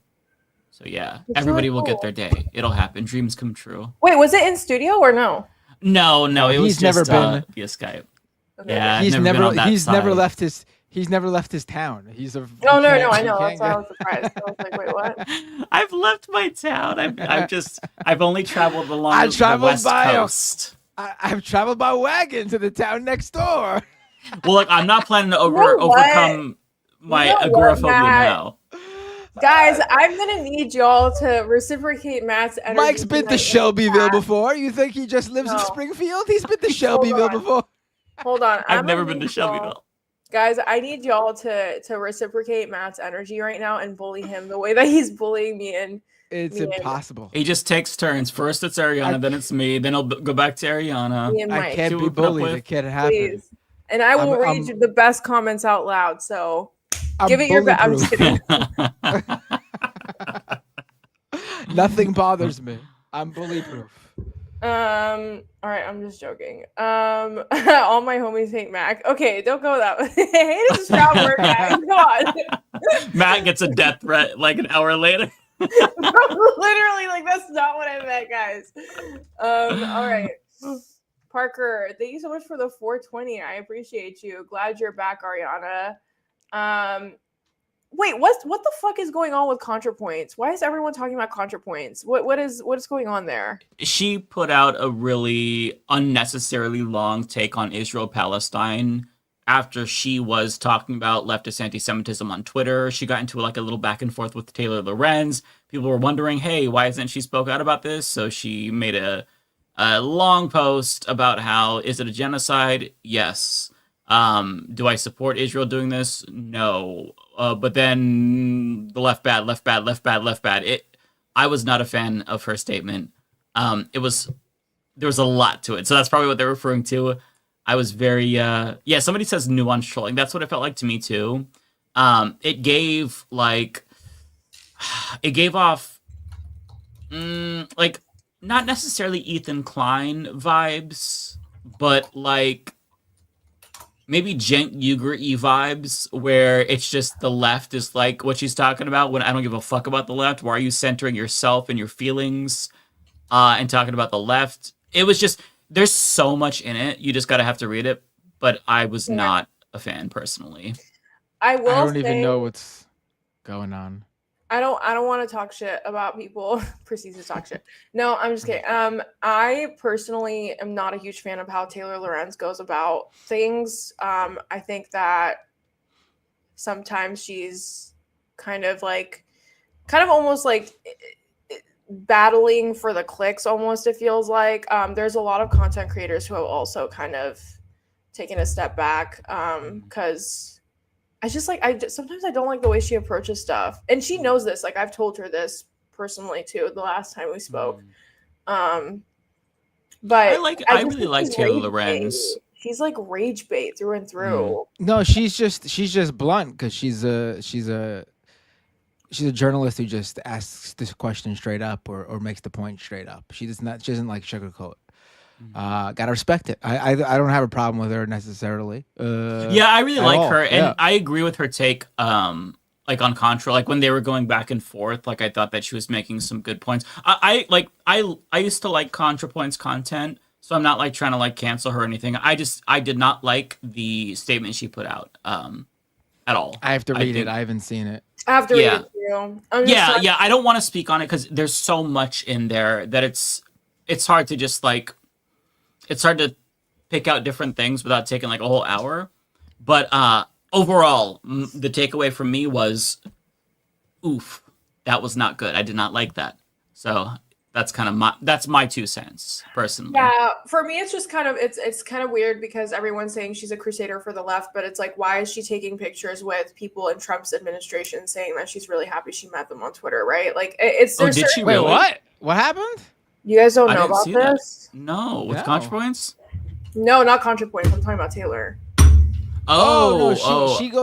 She goes to those parties to cover them. She's not. Yeah, but you don't have to post pictures on Twitter and say like it was so nice to meet you. Like, there's still Trump. You know what I mean? Like, there's just certain things. Listen, I don't believe in canceling, so y'all do your own research and y'all figure it out on your own. It's just not my cup of tea, and that's okay. Like, I have my right to of course, ingest certain content, and some others I don't ingest, and she's one of them. Like, she is a bit rage baity, so anything that happens regarding her, like, I do take it with a grain of salt per se. I love her. This hurts me. It's okay though. I'm sorry. She doesn't have to be everybody's cup of tea. I know I'm not everybody's cup of tea. Everybody has their preferences, but and just so you guys know, like, this has been communicated to her the last time we spoke, and we don't speak anymore. But like, this is all things that she knows, so it's not like I'm blabbering on on my own accord. But that's just how I feel. But I do have to read ContraPoints' post. So kind of form your own opinion. That was just my 2 cents. I don't want to like poison the well before people read it, but I just No, of course. I totally see that. Dan Dixon, thank you so much for the $20. I appreciate you, Ariana. Keep being awesome. Thank you so much. I also noticed you gave everyone here $20, so I really appreciate it. Oh, wow. Yeah, they did. Bay Photo, it's okay. Your co-hosts aren't normal men. That's true. I just think with the age of like me being a very younger millennial / Gen Z, like I just think for us dating was very digital. So everyone's kind of interconnected in some sort of way, whether you want it to be that way or not. So everyone gets updates about everyone. The one who got away 1000%. digitally. The one who got away digitally. No one got away because every situation you're in right now is meant to be. Never forget that. The one that got away is some bullshit that Disney created so they can make more money. Don't ever Oh, forget did you that see guy. this one, Ariana? This one, I don't know if this is for you or Rebecca, but No, I'm it's for not me. sure. I saw an HBO series. Guys, it's not. Oh my God. I have a bunch of boomers in the chat. Y'all, it's how Oh, much- I'm sorry. I didn't mean to bring that. I didn't know that was about that. I just thought No, like I it was don't something know we what talked it about is earlier. now. Like, I don't know. Oh, okay. So it might have not been okay. I was just like, hey, Ariana, did you see this one? Did you see this one? Like, I'm not trying to. I'm sorry. No, I get it. And also, guys, once again, like, please do not feed into cancel culture. Like, I don't believe in it. I truly believe that people can live, learn. I don't know if you guys want really quick before I go on another tangent. Love Island. Don't cancel Ariana's ex for moving on. No, He'll live and he'll learn. stop talking about. Stop. Like, I mean, like, I don't know why I brought it up with you being here. Like, I should just shut my mouth. But I was trying to be vulnerable and real with the audience. So I don't know if you guys watch Love Island. Sorry, this is my girly. No, I feel like I should watch it, but I don't. I feel like I made the right choice not watching it. No, there's this girl on the show who said the C word, which is a derogatory slur that was used towards the Asian community in America. You guys are getting my drift. But she said that in multiple posts, and then she got kicked off of the show, and she's made an apology. And her apology to me seemed very sincere, but I'm not a part of the Asian community, so I don't think it's for me to say whether she's relieved of, you know, the racist post or not. But people were calling ICE on her family because she's of Latin descent. Like, damn. The viewers were calling ICE on her family, and they were trying to get her family deported by ICE or like sent to Alligator Alcatraz or whatever. And I'm just like, listen, I understand holding people accountable for racist things that they do in the past, but like calling ICE on someone's family, that's disgusting. Like, you're no better than the racial slur that was used. You know what I mean? So This that's is like what they did to Adam McIntyre too. He's an Irish guy touring in the United States right now, and he made a YouTube video about how a subreddit had called ICE on him, saying that he was like staying here illegally. Yeah, like this is kind of being weaponized against people as just like an attack. It's crazy. yeah, and one of the creators that I know that works for Gen Z for Change, his mom just got picked up by ICE, so he had a GoFundMe. Thankfully, the GoFundMe has hit over 100,000, but she's in Louisiana now in a detention center. So I don't know. I just feel like I believe in holding people accountable for their wrongs, but also giving people space to grow and learn. Because if you call people ICE on people for saying a racial slur, like that makes you no better. It is objectively evil to call ICE for any reason ever. Like, honestly, you're just a piece of shit if you do that.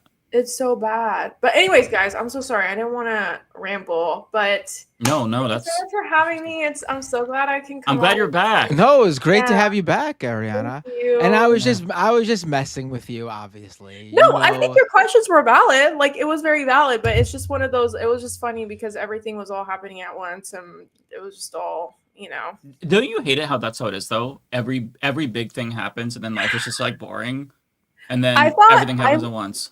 I was like so excited for my life. I was like, you know what? I just moved to New York. I wanted to do this my whole life. I'm going to build a community of friends. I'm going to do this and that. And then I basically moved back. So The universe is like, now. Actually, no, you're not. Fuck Yeah, you. life was like, you thought. Yeah. Instead Never you goes that remember way, how ever. expensive it is to die in America. But anyways, guys, I love you guys so much. Thank you for not kicking me off of the show. Why would we kick you off the show? Yeah, That's what the ridiculous. I don't know. Matt, you It's seem your like show a- too, so thank you for not kicking us off. Oh my god, no. What the fuck? I want you to finish Matt that in thought, thank particular. you. Hold on, I want you to finish that thought. Thank you, Matt. You seem like a, and then you were cut off. What do I seem like, Ariana? No, it's all love. And you and I really need to meet up in person now that I'm here for sure. Like, Right? Yeah. I still want to do that. I still want to do a live show, and I know the rest of them aren't coming here, so we might as well just do it with the people who are here. yeah, I'm down. Guys, wait, can we ask the chat? Would you guys for real come out if we do a New York show? Because I think 2 people are gonna come out, and that's about all I would get a guest or two who lives in New York, obviously, who would also bring in a crowd, and I wouldn't be completely on them. I just mean like people will hear the lineup and they'll want to come out. Wait, can you get anyone from the Majority Report on? Because if we could do that. Yeah, that could probably if they were available. I would watch that on the internet for sure. So you have one viewer at a minimum. Right. I will watch it live too, and I might even comment. Well, I probably wouldn't comment, but I would watch it. He said, "I'm not getting on the wagon, but I'll watch." Not these days. Not these days, fam. Not the best time to conquer agoraphobia or travel. Listen, there is certainly enough people in New York City who are familiar with us. And whoever we would get on, maybe someone from the Majority Report, who would come out and, I'm not saying we're going to sell out an arena, a little venue, a little live music, like live music or live show venue that has a stage, and we can record a show and stream it possibly too. Mm-hmm. Yeah, I'm down. Let's do it. Get Zoran Mamdani on. Ooh, he'd probably be. Why hasn't Zoran Mamdani gone to Majority Report yet? I feel like he should have been. He was on months and months ago, like before he even took off. If you look it up, he was on the show. Now. He probably will. I'm sure he will. Out and have him come I mean, he doesn't really need that crowd. He's got to focus right now on bringing in people who aren't like. He had the most primary votes of anyone in a primary in New York City history. Like he's got the base for him. He's got to reach out now to the general election voters, which I think is not really our audience. Our audience, if they were in New York City, they were voting for him in the primary. Yeah. No, I agree. So crazy. Okay, I swear to God, this is the last thing and then I'm gonna go. So I posted about Zoran on Instagram and I noticed that I had DM'd him already.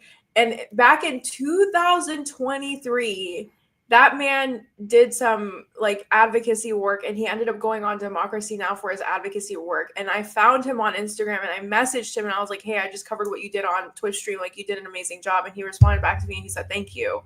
But I didn't put 2 and 2 together that the man that I DM'd in 2023, because sometimes I would do that. Just like when I saw someone that had potential, I'd be like, oh, okay, let me just message so that the groundwork could be done. I was like, damn, I knew you were going to be great. Right. I knew you were going to be great like 3 years ago. Another one who got away. Okay, you know what? I'm out. That man is married. You slid into. You're telling me you slid into Zoran's DMs a couple of years ago, as you also just said earlier on the show, that this is how Gen Z dates digitally nowadays. No. I get it, Ariana. Message received loud and clear. First of all, you don't shit where you eat. Like, if y'all think I would ever date a creator or a politician or anyone who's in politics, you're out of your goddamn mind. Like, that's just insane. Like, I would never do that. I'm sorry. I would never do that. There's just no way. I'm just messing with you, Ariana. No need to. I can't even. This is not being sexist because I can't even congratulate a man for being great without me wanting to jump his bones. Like, come on. Mm-hmm. Come on. I didn't say nothing. And congratulate I didn't say for great work. I didn't say that. Whoa, you're taking this way too far. You jumped from me saying you slid into his DMs to jumping his bones. It was okay. Hold on. It was suggested. Okay, in your tone. I did not suggest that one bit. Are you kidding me? Okay, guys. Let this be a message to you out there, fellas. If you want to go on a date with Ariana, to her that means you want to jump. She wants to jump. Gaslight. You know what, chat? Matt is gaslighting me right now. This is gaslight girl boss 101. Okay, don't be like Matt. And with that said, I'm gonna go. All right, guys. I love Take you. care, Ariana. Goodbye, Super, Ariana. It super was happy great to to have have you you back. back. Yeah, thank you so much. I love being here. Okay, love you guys. All right, you take Bye. care. Love you too. Thanks. Bye. Matt. My goodness. She makes it so, I'll be honest, she makes it so easy. She leaves these little openings that no one else on this show does, and I just have to My goodness. You left an opening Terrible. earlier that I jumped on as well when you were like, yeah, I dated one guy and that was it. It's like, you were like, I'm not testing this out anymore. All right. Do you want me to go first, or did you want to go first? You could go first. I don't have that Okay. many, so maybe it's We don't best have a that, like- ton. I got some more in over the course of the last like half hour or so, but not too much tonight. So John, thank you so much for the gifted membership. John, I always appreciate you so much. You are so kind, never expected, but always appreciated. Thank you, John. The next one that I have is from Cosmere Dragon. What is your opinion on the Mario Kart drama around the intermission tracks? So, if I'm understanding the drama correctly, Nintendo made it so that way when you select a random, you're no longer getting a course with the 3 laps. You're getting potentially one of the courses or a situation where you have to drive from course to course, or it's more of a straightaway.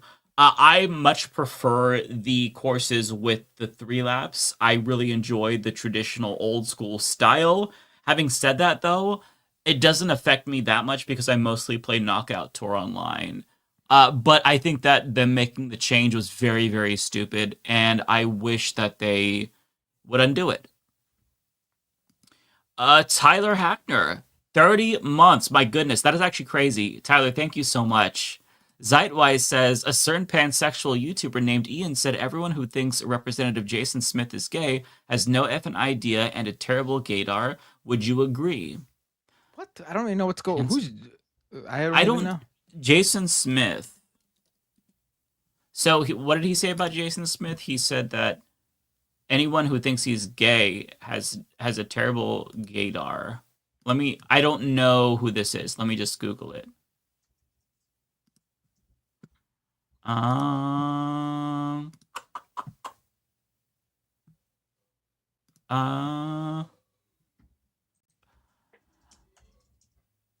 think I have to watch a video of him. Immediately, I do think he is gay. That'd be my suspicion. But I think I have to watch a video. Let me just hang on. Oh boy, this could go Just real quick. Just all I need is like 5 seconds, and I can tell you definitively. Give me 1 sec, okay? Oh, apparently Matt Gaetz once said that he's living a lie. Oh, okay. Okay, let me see.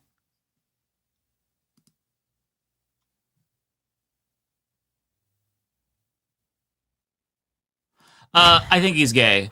Wait, so, can we hear the could you play the video on? Because I got to see if this is like overtly over the top. Like, is it over? No, I think this is more Okay. subtle. I have more of a waiting 60% confidence level in this one. Like, hi, Ref. Hello, Ref Jason Smith. All right, here we go. This done. Failure is not an option, but it's not You easy. gotta This be is a kidding me, historic dude. win. I think he's gay, right? Wait, I made that voice. I did that voice as a joke, thinking it'd be over the top. Dude, that's pretty fucking close. Yeah. Yeah, I'm 60% sure. Sometimes you have straight guys who are a little bit more effeminate. I just closed it. Play a little bit more. Play a little bit more. Play a little bit more. Maybe we just caught him at a bad moment. Okay. Maybe Listen. every sometimes my voice cracks and I go a little bit higher pitched for a few words. Well, and then there's a difference between your voice cracking and you being a little bit fruity. I think it's inherent. It's like an aura. You could tell. Oh, let's take a listen. Option, but it's not easy. This is a historic win. When we pass this bill, Becky, this will be the largest tax cut. Wait, hold on. in history Can we just hear him say for workers Becky and again? I think that'll middle-income tell us a families. lot. What a great name for him to have to say. This bill, what a Becky, perfect name. this But it's not easy. This is a historic win. When we pass this bill, Becky, this will. Yeah. I don't know which Ian this is referring to, but no. Thank you to that reporter for being named Becky. That really I go up to queued probably us up. 70% confidence rate. I don't think I wouldn't say that he's a 6 on the Kinsey scale. He's probably a 5. But I if I had to guess, I would say yes. This is a homosexual we are dealing with. So thank you, Zeitweis. Right. And listen, not that it matters, obviously. No, it does matter. I think that's immoral. It's a sin. So you should read that. No, I don't mean like that. I mean, listen. Whatever. But this is a guy who I believe, from my brief looking up of who he was, when I came across that Matt Gaetz quote, he has an anti-gay record in Congress. So then it's sealed. Yeah. If he's explicitly anti-gay, then yeah, that's 80%. Well, I mean, he's Republican. What Republican do you know is explicitly not anti-gay? I mean, Lindsey Graham. Lindsey Graham, I think he probably has a bad voting record, but he doesn't focus on anti-gay stuff because he knows he's like, oh, well, sweetie, they're going to suspect me. I might as well just keep my lips shut. Well, you know what I mean? He's too busy fantasizing about the blood of Arabs and Muslims. I mean, yeah, he might just be like an ammo warosexual or something. Yeah. Aside from being gay, because he is definitely a homosexual, just in case that's not obvious. Let me see who's next. Autistic Goblin says, family, we have a 4-year-old human child and 7 cats. Oh my god, that's so many cats. Plus indoor and outdoor plants. It takes 2 grown adults to keep this place from going to hell. That's great. 7 cats is wild because cats can be so manipulative and vicious. It depends. My cat is a sweetheart, but she has her moments. But man, that's probably fun though. 7 cats would be fun, but my goodness, that's crazy. Good luck to you and your family. Sam says thoughts on the Stop Killing Games movement. I heard a little bit about this. What is Stop Killing Games? Man, I'm really out of the loop. I gotta update. It's a petition for European people to try to get them to take action to create regulations to preserve video games, so that way developers can't sell you a game and then shut it down. So it's like a consumer advocacy movement. I'll be honest. Cool. I was really worried when you told me there was a movement of gamers trying to do something. I got really I was like, oh boys, Gamergate 3.0. When gamers organize, shit usually hits the fan. Yeah, I was like, oh boy. I was like, oh, this is not gonna be. But no, lo and behold, this is good. It's something wholesome. This is sort of like the right to repair for video games. It seems exactly. If they're doing something productive like this and not bashing queers or people of color, I'm all for it. Gamers, fuck yeah. Chili Bruh says, any ideas why Luigi is a terrorist to the DOJ, but the Minnesota cosplaying legislature murderer and mass shooter is not? Because it's about the message that they want to send. They're charging him with terrorism to dissuade anyone from doing what he did, to stop copycats. They don't really care about the Minnesota cosplaying legislature murderer because he killed Democrats. But Luigi touched the powerful, so they really want to make sure that they make an example out of him. That'd be my hunch. I mean, they wouldn't even Trump wouldn't even go to the funeral of the Democratic lawmakers who were killed. It's that's didn't even call Tim Walz. Said he wouldn't call Tim Walz. He's a radical loony. Just ridiculous. Yeah.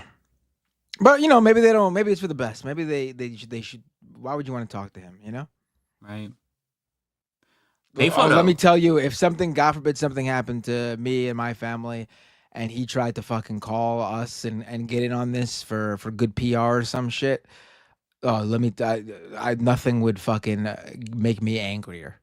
Oh, we should say the chat is pointing this out. Allegedly, Luigi Mangione killed because again. It has not been proven in court. So guilty until proven innocent? Right. Yeah, allegedly. Right. I think Luigi Mangione, I don't think there's enough evidence out there quite not at all. From what I've seen, yeah. The security camera footage does not look like Luigi Mangione. The guy that they had, I think they had the wrong guy and they should definitely release him. I think the McDonald's thing is where it all falls apart because apparently there was time where the cops had with his bag and everything that's unaccounted for, and we don't know where all the stuff that was in the bag came from. According to what I've heard, Luigi Mangione didn't have this stuff on his person when the cops accosted him, and then suddenly he did. He's a patsy. He's a patsy. Bayphoto says Kash Patel be like, look me in the eyes. There is no list. He does look have like some that. crazy fucking eyes. I will say that. He has the eyes that you get at like an arts and crafts store, like Michael's, with that to like glue on. Ones that wiggle. The ones that move around. Yeah, those are the eyes he's got. Yeah, he does. I'm not seeing Sam's super chat. I see. Okay, so there's Ignar Huskies. Sam. So the next one up is Sam's. Let me read Sam's. For whatever reason, it's not showing up in. Are you remembering to remove these? Because I still see like 45 starred. Do we have that many? Yeah, I'm removing them. Yeah. Oh wow, we Yeah. have that many. More probably came in, but Sam asked in the super chats. It's not showing up. Thoughts on conservatives being mad on the new Superman movie because James Gunn said Superman is an immigrant and it is about kindness. It's getting good reviews. Yeah, so you know what? I will say this. I am not a fan of Superman typically. I might actually go see this one in theaters just because I heard that it's explicitly pro-Palestine. I hear that it's pissing off conservatives, and I genuinely like James Gunn. I might actually see this in theaters. I might. We'll see. Probably not, but I might. I gotta say, I had a feeling this Superman movie was gonna be good once I saw the trailer. It looked good. It looked like a Superman movie that finally sort of grasps the tone and the mood and the character that it should be. Like It didn't look appealing to me, but I still might see it. The DC movies love to take themselves too seriously, and maybe it works with like Batman, who's dark and gritty, but it doesn't work with Superman. Mm-hmm. And this looks like it could still be a serious movie in terms of like the content of the storyline and everything, but the overall look and feel is more of a comic book. Like looks more like one of the earlier Marvel movies that had that real comic book feel. And that's Superman to me. Superman's a fucking comic book character. You can't have a guy flying around in red tights who his alter ego is just him wearing a suit and glasses. Like that doesn't live in reality. You can't have a gritty, realistic Superman. It's got to feel like a comic book movie. Yeah, that's a fair point. This one is from Ignar, who says, I'd go one step further. The Clintons and Trump collaborated to whack Epstein and protect their mutual benefactors who lobby both parties in shit. We'll never know the truth. We'll never know. Sam, my goodness. Sam sent a $100 super chat. Sam, thank you so much. That is insane. Really appreciate that. My goodness. Thank you so much. Sam asks, the big question is Elon going to try to save his reputation by trying to become the hero that exposes Trump? No. I don't know. I don't know if he he stole so much information from, with Doge, but maybe he was just trying to use the data to build AI. I'm not really sure. He did say that Steve Bannon is in the Epstein files. I have not seen any evidence of that so far. So after him saying that, it kind of leads me to believe that he's kind of just throwing shit against the wall to see what sticks. I'm glad that he said that, though, because it really pissed off Steve Bannon, and whatever they can do to stoke the flames, I'm down for it. But I don't think Elon is going to do this. I don't think he would. I think that he is too reliant on subsidies, and he's already on thin ice. So, but I don't know. It depends on, maybe if he's in a K-hole, but I don't think he has anything. I'm not sure. Yeah, somebody says he's in the files. I mean, he is pictured with Ghislaine, so who knows at this point. But thank you so much for that giant super chat. Super generous. Jones City says Assange-era WikiLeaks would have had them damn files. Yeah, no kidding. Jesse Fitzgerald, thank you for becoming a new member. Assange is still around. I mean, the idea that he became a. I mean, he probably always was, but it was easier to be a right winger exposing those in power when there's a Democratic president in power, like he did in that golden age of WikiLeaks that you were referring to. But the second Trump came along, though, Assange was and WikiLeaks was no longer looking to expose shit. I mean, This comment from William Moore is fucking hilarious. I just read it. The files were in front of Kash Patel. Somebody needs to move them to right or left so you can see them. Goddamn, William, that's fucking funny.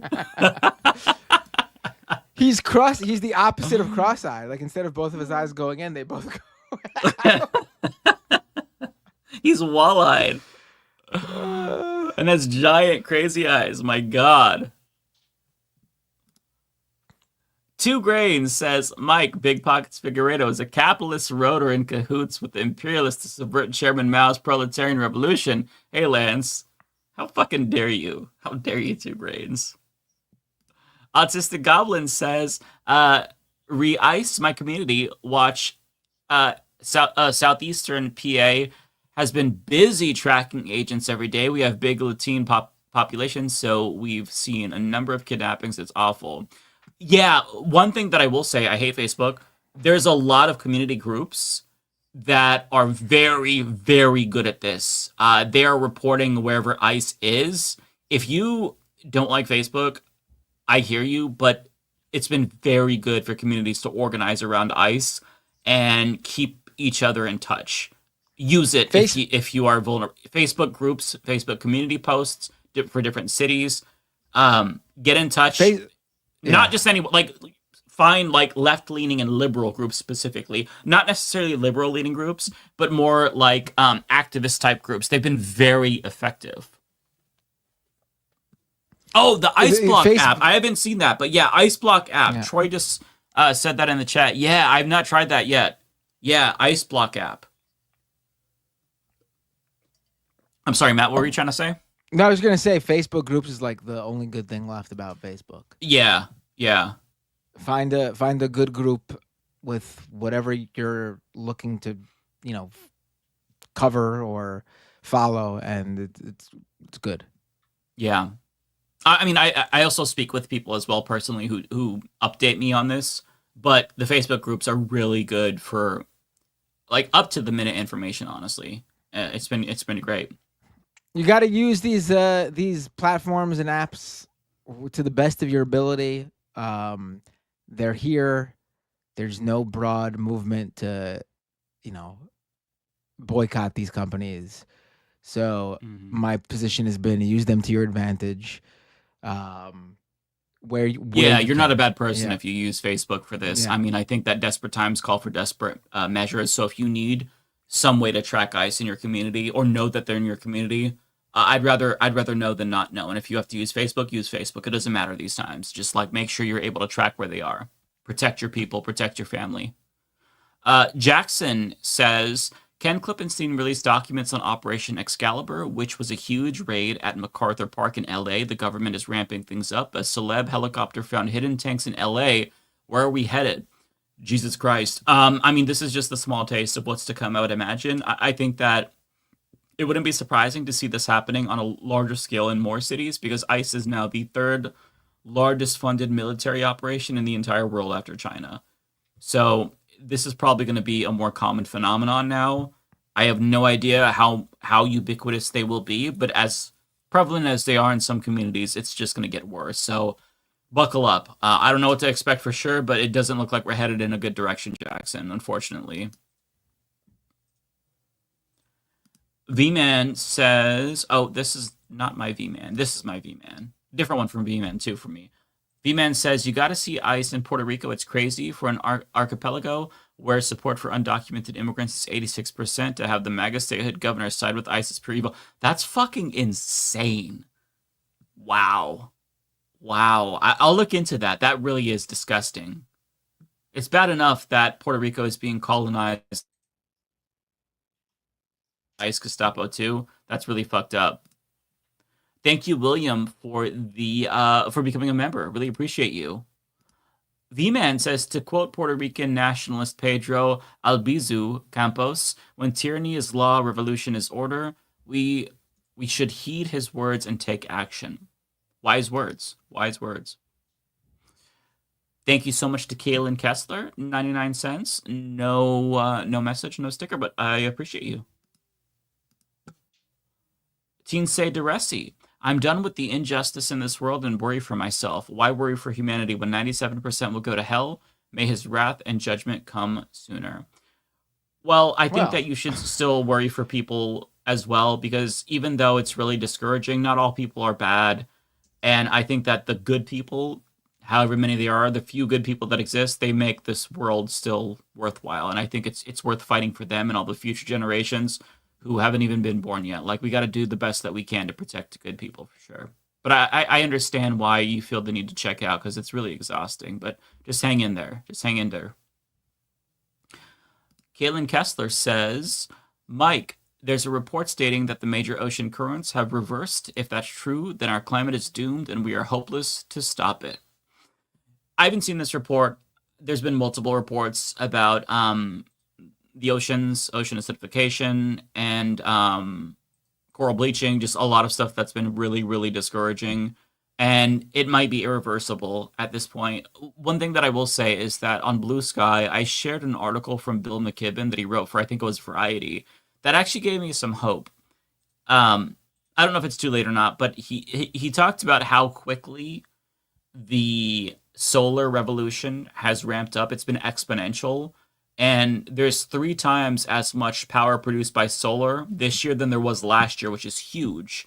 And even though Trump just voted to undo or signed a bill that would undo this with the Big Beautiful Bill, because for those who don't know, the Inflation Reduction Act that Biden signed into law had subsidies for wind and EVs, and the Big Beautiful Bill takes those away.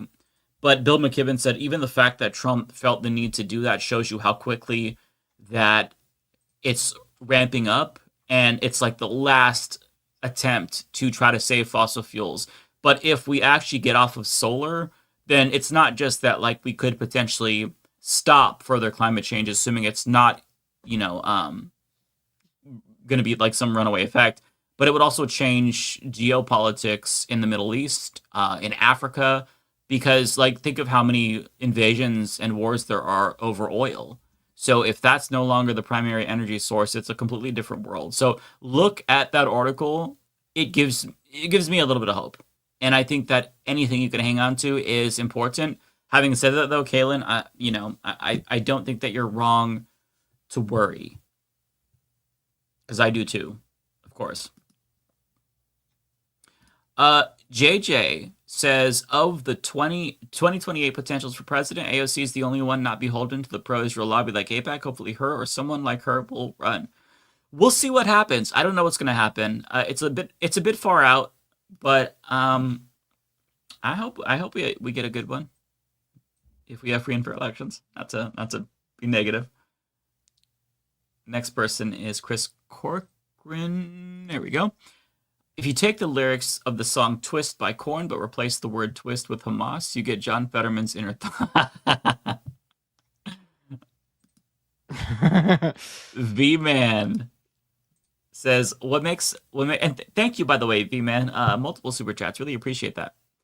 What makes me sad, all these bombs being dropped on Gaza were tested in my own homeland of Puerto Rico, the island of Vieques, and the U.S. still won't accept they are to blame why cancer rates are high.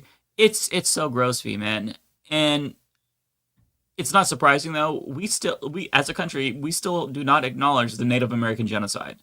It's wild, the fucked up shit we do that we just move on from. No reconciliation, no attempt to pay reparations to the victims, no attempts to right the wrong.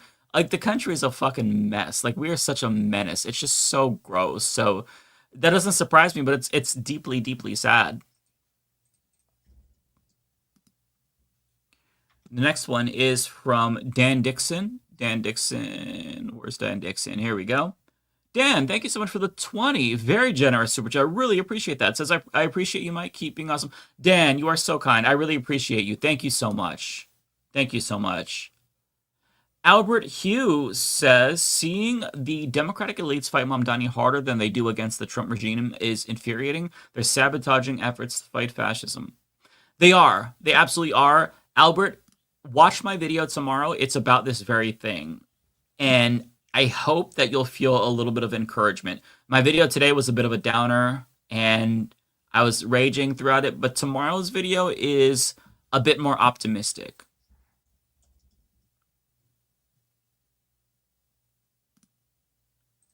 I just lost my place. Give me 1 second. So Albert, and the next one is Autistic Goblin. Where are we at? There we go. Sam Cedar was starstruck by Hassan. It was adorable. I've got to check that out. I still haven't watched the episode with Hassan. I'm behind, but I'll check it out this weekend for sure. Progressive Boomer, please ask Jeff Waldorf to be a guest on your show. Yeah, we should definitely bring him back. Jeff is he's awesome. been on before, right? Yeah. He's been on. Yeah, I'd love to have him back for sure. Chris, member for 3 months. Thank you. Pendulous says, tell your doggy I said woof, please. I will tell both of them that. Autistic Goblin says, Matt, don't be that guy. Too late, he already was. JD I wasn't Creeper. that bad, please. I wasn't that bad. JD Creeper, thank you for becoming a member. Tokyo Hans, my goodness, Tokyo Hans, 5 gifted memberships. Thank you so much, Tokyo Hans. That is so kind of you. I really appreciate that. Thank you so much.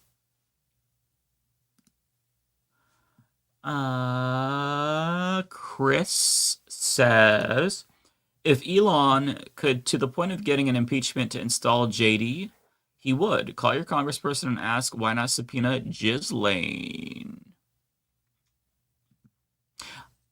I don't know if they can subpoena her when she's already in prison. That would be... I don't know. I don't know how that would go about. But, interesting thought, though. JD Creeper says, bold of you to assume Facebook was ever good. That's a good point, yeah. Very true. It was always dog shit. Zeitwise says, thanks for the in-depth analysis of Jason Smith. That was very entertaining. It was Vosh, by the way, completely disagreeing with some in his chat. Okay. Oh, right. Ian. I was thinking of iDubbbz for whatever reason, but that makes sense. Okay, yeah, Vosh is wrong. He's absolutely wrong. He is, Jason Smith is a homosexual. Salty Tea. Damn, $50. My God, you guys, what a fucking insane night for super chats. Yeah. You guys are so generous. My God. Thank you so much. They love you, Mike. They love you, Mike. They love you. Oh, my goodness. Have one of First Bernie groups on Facebook, 40,000 members, Burners Progressive Revolutionaries private group, share you on their off. That's really cool. Hell yeah. I'm super, super pleased to know that you're sharing my content on there. Shout out to them. That's cool. That is my very last super chat. Wow, thank you all so much. My goodness, you all are so kind. Well, did you want to go ahead and go, Matt? I'm going to run to the bathroom. I can control for you, but if you want to start, I'll take over. Yeah, sure. Where's my first one? Let's see.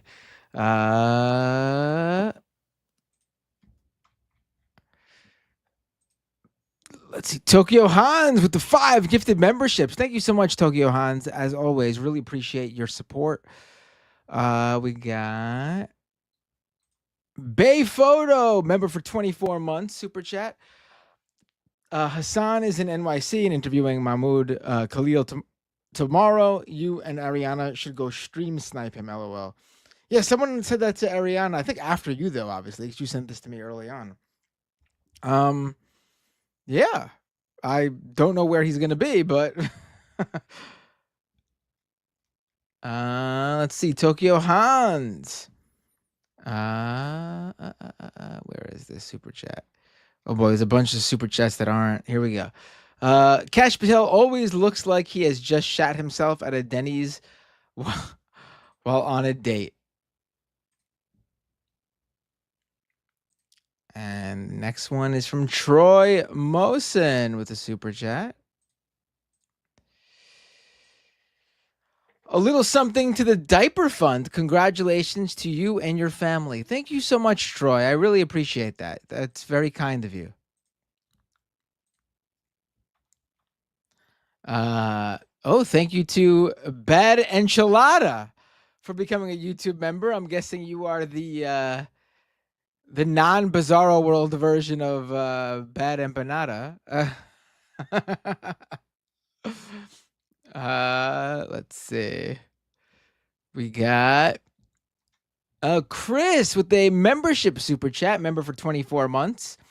Zionism purposely stokes the flames of anti-Semitism. Israel needs Jews to feel unsafe. Atheist Zionists just want ethno-states. Right. I mean, how else? What's the other explanation, right? Tokyo Hans with another super chat. Matt said there weren't many super chats, so here. Boy, thank you, Tokyo Hans. There weren't, honestly. I mean, I'm already almost done with mine. Okay, I can take control for you. Tokyo Hans with another one here, another super chat. DMT is fine and all, but have you guys tried Domino's Pizza? Life-changing, not necessarily for the good, though. I love Domino's Pizza. I can't lie. I love Domino's, too. Papa John's is better, though. I have not really had Papa John's, but I won't lie. I like Domino's. I'm a Domino's shill. It's sad. I always explain it like this. You just have to come at it as it's something being separate from pizza. Like if I'm in the mood for like pizzeria pizza, I have tons of options in New York City and they're all fantastic. If I'm in the mood for like Papa John's or Domino's, I get Papa John's or Domino's. It's a completely different craving.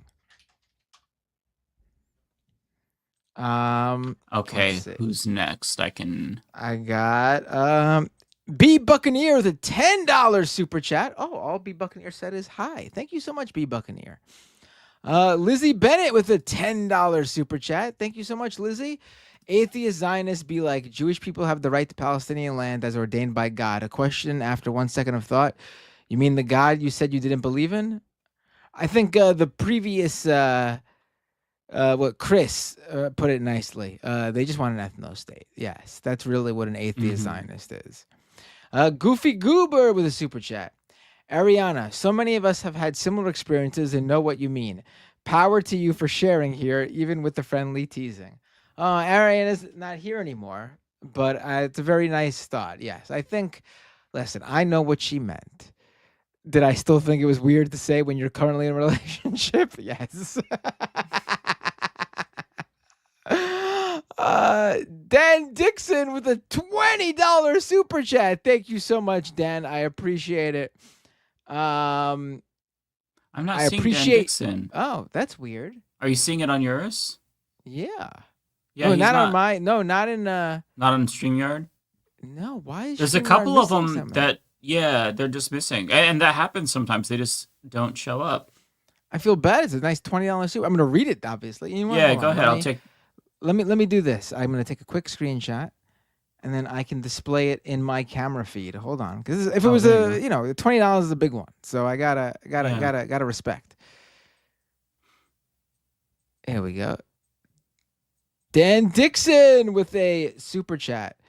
I appreciate you, Matt. Keep being awesome, and I appreciate. Oh, that's so nice. The sentiment, Dan, and the super chat. I really appreciate it. I'm trying. Looney Tunes 9000 with a super chat. JBP will bully you next call-in show. I'm joking. I mean, I would love Jordan Peterson to call in and bully me. Honestly, it would be fantastic. That would be really good. Bad Enchilada with a super chat. You guys shouldn't have Soy Pill. You guys should have had Soy Pill or other smaller lefty creators as guests. Who's Soy Pill? I've never heard of Soy Pill, but maybe we will at some point. Let me look. We're always down to have smaller creators as guests. We actually do sometimes. There's a Soy Pill with 114,000 subscribers. You're calling them a smaller lefty Yeah, that's creator. a massive creator. That they got more YouTube subscribers than I do. And their videos get tons of views. What the hell? Yeah, holy shit. Their last video 1 month ago, 414,000 views. What the 2 months ago, 827,000 views. What? 3 months ago, 715,000 views. I'll subscribe to them. I've never heard of them before, but yeah, that is definitely not a small creator. That is a huge creator. I mean, maybe they'll be nice enough to let me on their show so I can get those views. I mean, oh my God. But yeah, I would definitely be up for collaborating with anyone with that many subscribers and that many views. Now, I'm open to collaborating with anyone, anytime, anywhere. Let me know and I'll do it. John Jeffrey with a super chat, more like super Matt. Thank you. I appreciate that. Brian B with a super chat. Matt, you're the homie. Love y'all. Left is best. Thank you so much, Brian B. And Bad Enchilada with the 5 gift memberships. Thank you so much. Over on Twitch, really quick.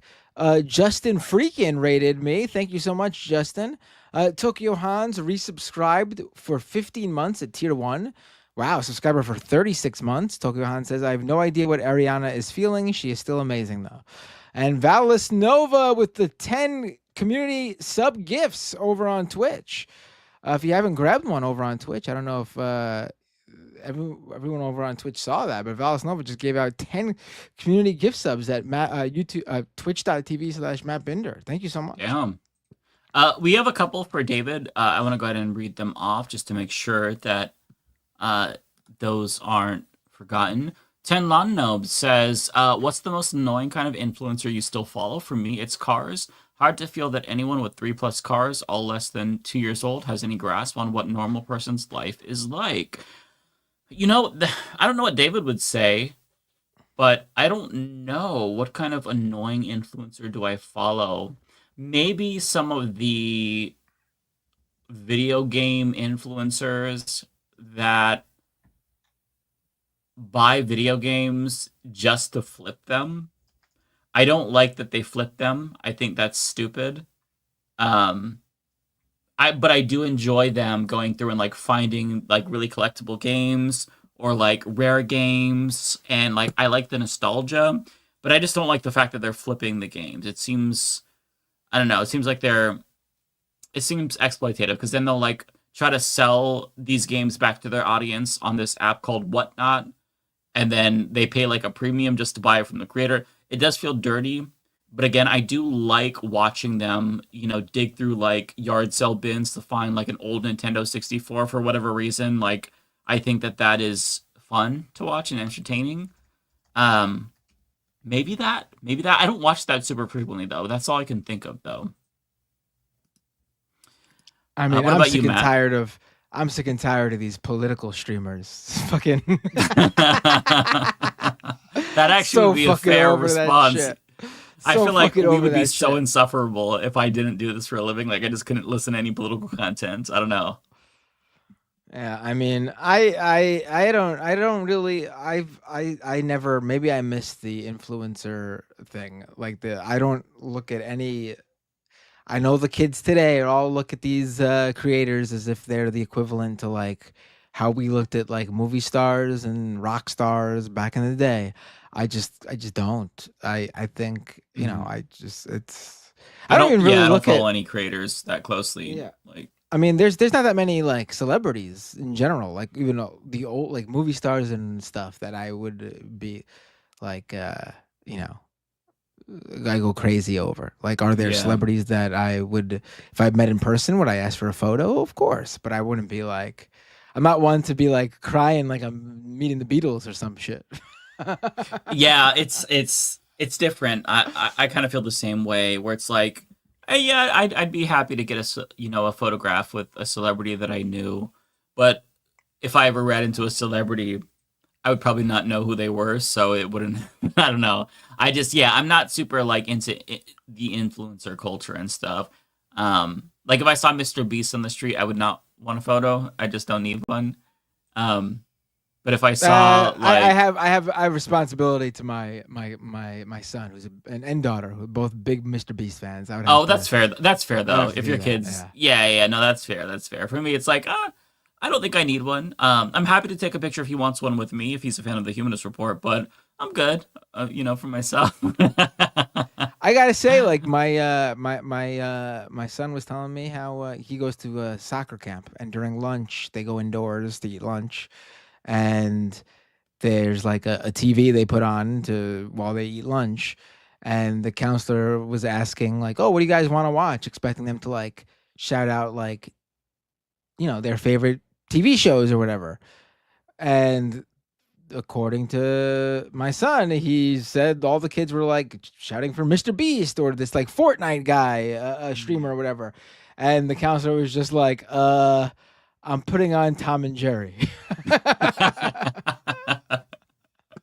That's funny.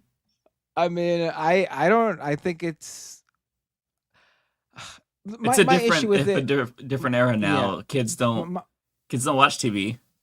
My issue with it is a lot of these guys for streamers, for people who are 18 plus, whatever, I don't give a shit. But people who make children's entertainment usually have some education in what that should have. Like Miss And I don't Rachel. just mean if it, yeah, and I don't even just talk about educational stuff. Like even like, the classic like Nickelodeon or Disney Channel shows were not like, there was some bar in terms of like what you do to even just capture a kid's attention and imagination. And I don't think these streamers have it. Like Miss Rachel is an exception. Like clearly she's an educator who got into this and knows what she's doing. Like she's very particular in like even like the tone of voice she uses. Like that's why there's all those videos of those babies. Like you put the parents putting Miss Rachel on, the babies immediately stop crying and start looking at the TV for her, and they'll start like smiling. It's you could tell like there's a specific tone in her voice and like the way the genuflection in her voice or whatever. She knows what she's doing. Like she's an educator. Yeah. But like a lot of these streamers, I think are bad examples. And I don't even mean like they're doing anything necessarily like overtly bad. They just don't know how to present to kids. Mm-hmm. We have a couple more I wanted to get to from David. Jezzy C says, I may be wrong, but I don't remember Trump even acknowledging the other states that had either tornadoes or flooding before Texas. I'm not sure either, but it's possible, right? It's possible. As soon as Trump was done, another one from Jezzy, by the way. Thank you, Jezzy. As soon as Trump was done at the stroke of his pen signing the big betrayal bill, it set in motion doom immediately. We knew it was coming, but just how fast is crazy. Yeah. JD Creeper says Vosh is annoying. Bad Enchilada says Straighteraid would be a great guest too. Okay, I've not heard of Straighteraid. Oh wait, someone either. I knew I used the wrong word. I said genuflect. I meant inflection. Right. Thank you. Don't bow down to the child. I didn't even hear you say that. Don't genuflect. Right. Thank you for calling me out on that. I knew something. As I said it, I was like, I used the wrong word, didn't I? But I wasn't 100% sure. Thank you. Funny. Well, that's basically it. Should we raid Carolyn Kwan? Or no, we did last week, right? I think we did. Well, the week before that, yeah. Okay, right. Let's see. There's Amy C3, Frogan, Cosmopolitics. Oh wait, did I read this from Bad Enchilada? About Straighteraid being a good guest? Oh yeah, I just read that. I thought that was for David. That was yours. Oh, okay. I'm sorry. My bad. No Comment Chick, Amy EC3, Maple Takes, Riverboat Jack. You said Amy EC3, right? Let's rate Amy. No comment. We've never rated No Comment Chick, right? Yeah, but you already said Amy EC3. I feel like it's weird to say. Well, I said a bunch of people. We should, because that'd be cool to raid No Comment Chick. All right, let's raid No Comment Chick then. Yeah, let's do that, because she's cool. I've heard of her. I didn't know she was live, but yeah, she's cool. She's good people. It's just No Comment Chick CC? Yep. Let me know when you're gonna press the start raid. Okay, give me 1 second. All right, folks. There Thank we you go. so much for tuning in. I know it's hard after a week off to get back into the swing of things. I personally wasn't expecting a week off. I just told them I couldn't be there last week because me and my son had tickets to the NYCFC game on last Thursday. And because I wasn't here, the rest of the crew decided, hey, let's not hold the show. Apparently, I'm the glue that holds Leftist Mafia together. But I will be here next week, as far as I know, and so As I guess will everyone I. else will be too. If I'm here, I guess everyone else will be. So let me hit start raid. All right. Raid now? You good? Wait, almost, not yet. 4, 3, 2. All right, I'm hitting raid now. See you all next time, everyone. Peace. Take care, everybody.